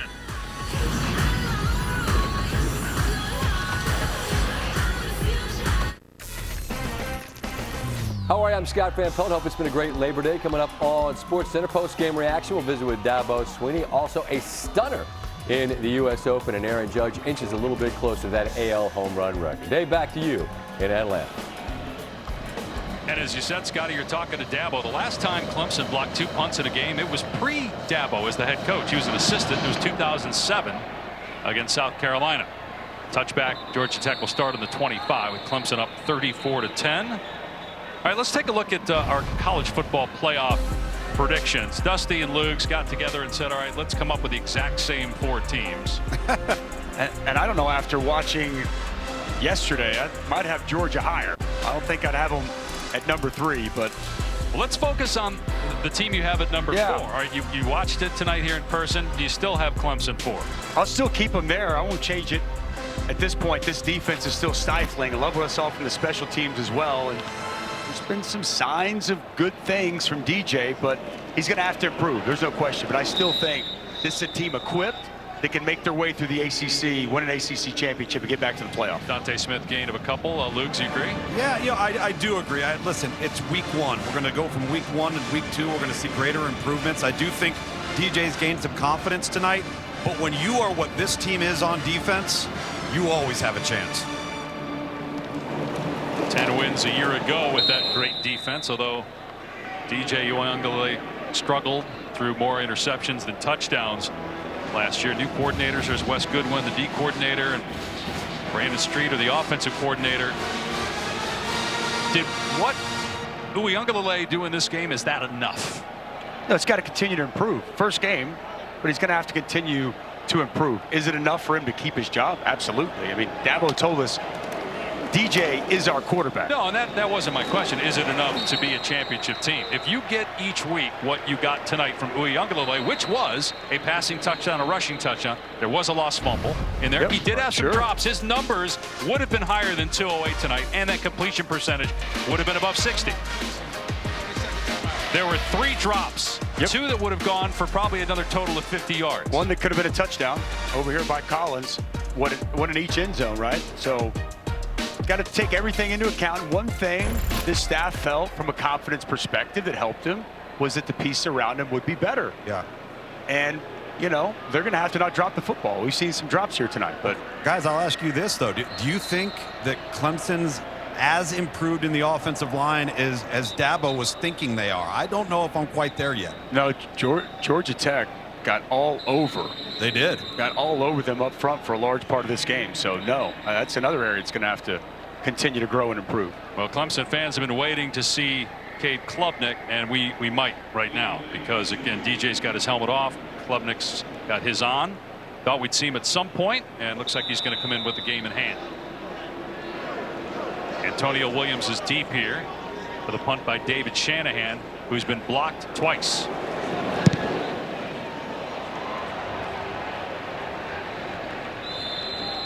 Out of bounds inside the 35-yard line. So Cade Klubnik, true freshman, 18 years old. Dabo Swinney compared his body type and his throwing style to Deshaun Watson. Yes. High praise, to say the least, Dave. How about 53-0, 3-time state champion, Dabo told us, and a roar here from the Clemson crowd as the talented true freshman comes into the game. Same high school as Drew Brees, Westlake, and Austin. Right now weighs about 195 pounds. That's 20 more than when he came in. So he's already put on some weight, got bigger and stronger. Keep it on the ground here with Dominique Thomas. And a gain of about 4. Obviously, Tom, you know Cade Klubnik as well as anybody. What stood out to you when you scouted him in high school? Accuracy and decision making. I think that as good of an athlete as he is, the ball goes where it's supposed to go, when it's supposed to go there on a consistent basis, and he's very decisive. He doesn't hold on to the ball. He believes in what he sees, and he gets the ball out. Right on the sideline. Hard to tell if would have been in bounds had Hampton Earl caught it. 3rd down. See some of the traits there from Cade Klubnik. Now he's young, but he was also a mid-year enrollee. That's one of the reasons everybody's so excited. And listen, let's call it what it is. This has been good for DJ Uiagalelei to have somebody nipping at his toes and that can actually play the game, that's an actual threat. Clemson didn't have that last year, guys. On the rollout, Klubnik throws complete. 1st down to the 42-yard line. Will Taylor on the catch. Looked pretty smooth there outside the pocket. I like the decision here. Let's move the pocket, pull a guard out in front. Locates his open man and just look where the ball is. Nice and smooth delivery right there from Cade Klubnik. Yep. Gain of 20 yards on the play. His face mask could have caught that ball. Not bad for your first pass in that Clemson uniform. He enrolled in January.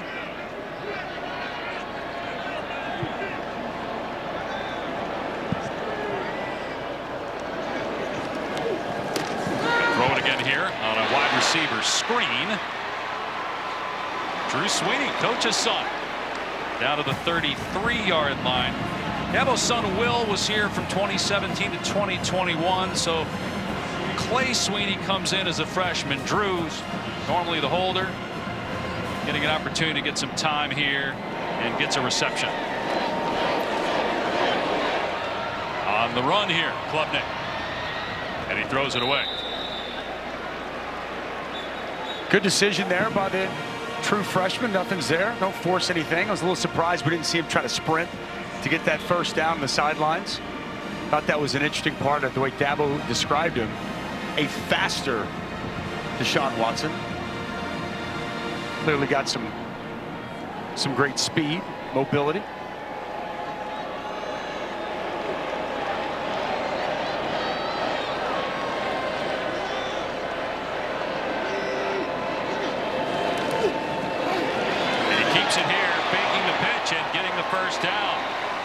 Right on cue with your point about the athletic ability. You can tell he wants to punch this. He wants to finish this drive off, right? He does, doesn't he? Yes, he does. Up quick. Got some urgency to him. Looking to the sidelines, trying to get a call in. When you've played at a high school program with the expectation level to perform that he has and to succeed and produce the way he has, this is all he knows. Big hole around the end. Thomas finally down near the 20-yard line for about 9 more yards. We've seen Shipley, Pace, Maffa, and running back and Dominique Thomas now getting some reps here. In closing time, Clemson, remember, won its final 6 games. The longest active streak in the Power 5 coming into this year. It's going to be 7 in a row, and then again their next big game is at Wake Forest, September 24th. Klubnik has a completion inside the 5 to Sweeney.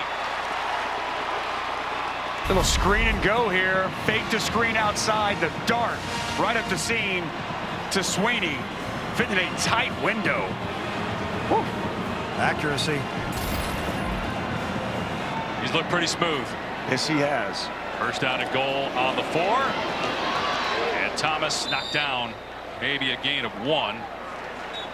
Ely on the tackle. Boy, when Georgia Tech lost Charlie Thomas, at that point, Clemson probably was on its way to a win, but 7:24 to go in the 3rd. When Thomas was ejected for targeting, he's really the heart and soul of that defense. Really enjoy watching him on tape. Hated that's the way his evening ended, and he's going to have to miss the first half of their next game against Western Carolina. And you're right, the dam kind of burst once he went out of the game. Cade Klubnik with his first career touchdown pass, finding Will Taylor. And Clemson's got 40 on the board. A lot of move in the pocket all throughout that drive. Clearly, Brandon Streeter knows his young quarterback, very comfortable outside the pocket. He made that look easy, Tom. Really did. And mature, right? Game's not too big. And I know it's the waning moments of the 4th quarter, but boy, he looks experienced, doesn't he?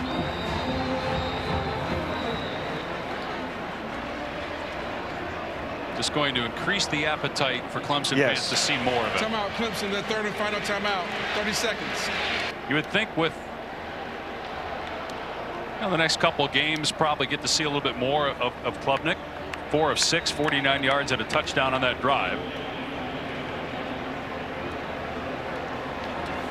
It's framed to us that this is more of a DJ behind Trevor situation. You really have to wonder, is it more of a Trevor behind Kelly Bryant situation? I think as this season progresses, we're going to see exactly how that plays out.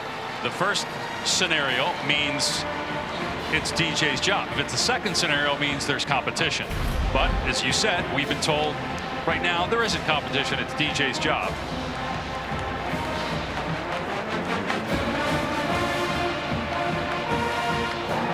Nice job by Will Taylor.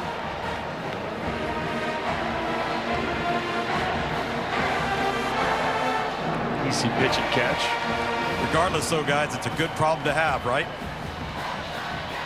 It is definitely a good problem to have. There is at least now a legitimate second option in Clemson, whereas last year they didn't feel that was necessarily the case.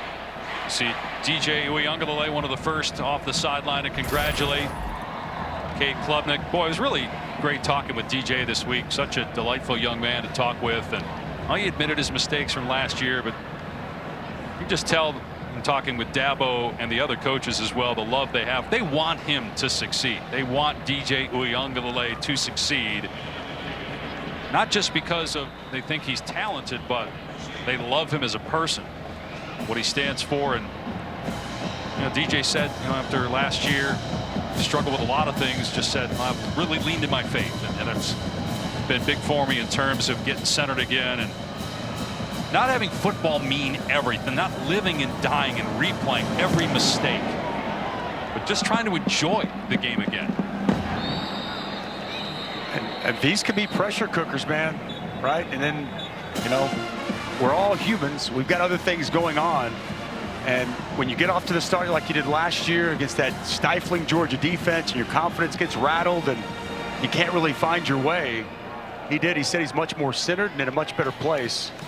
And good for him, regardless of the football side of it. Good for him for finding himself in a better place. But everybody's going to be watching where he goes from this point and seeing if we see that constant progression throughout the course of the season. Because let's be honest, with a defense like this and some of the other pieces in place, it's a team that has a great chance to be back in a college football playoff. Sims keeps it, then throws at the last second incomplete. Look, it's not just the story of the year for Clemson. It's one of the top stories in college football. That's right. Sure. Because if DJ Uiagalelei takes the next step and is great, Clemson's got a chance to win a national championship.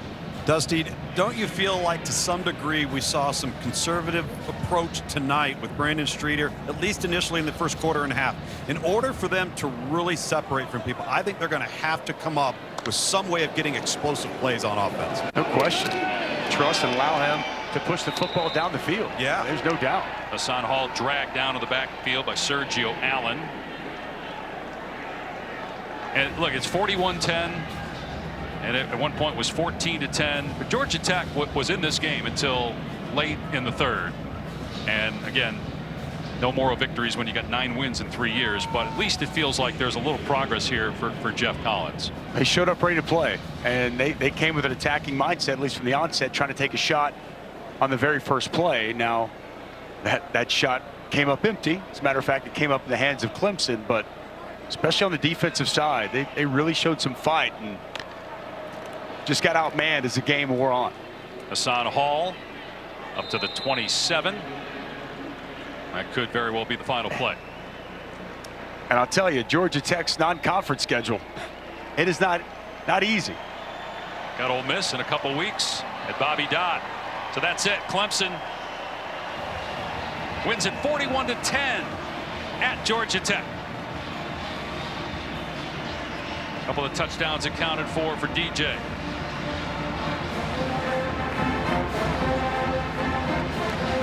Don't forget Sports Center with Scott Van Pelt is coming up next.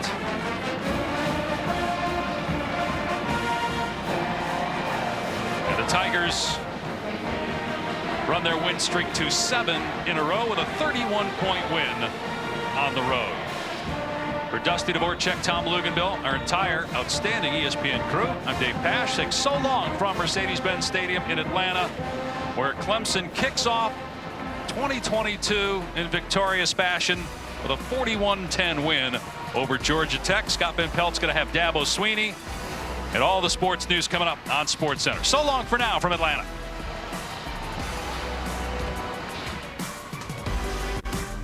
Thanks so much. We welcome you to SportsCenter from our nation's capital. I'm Scott Van Pelt.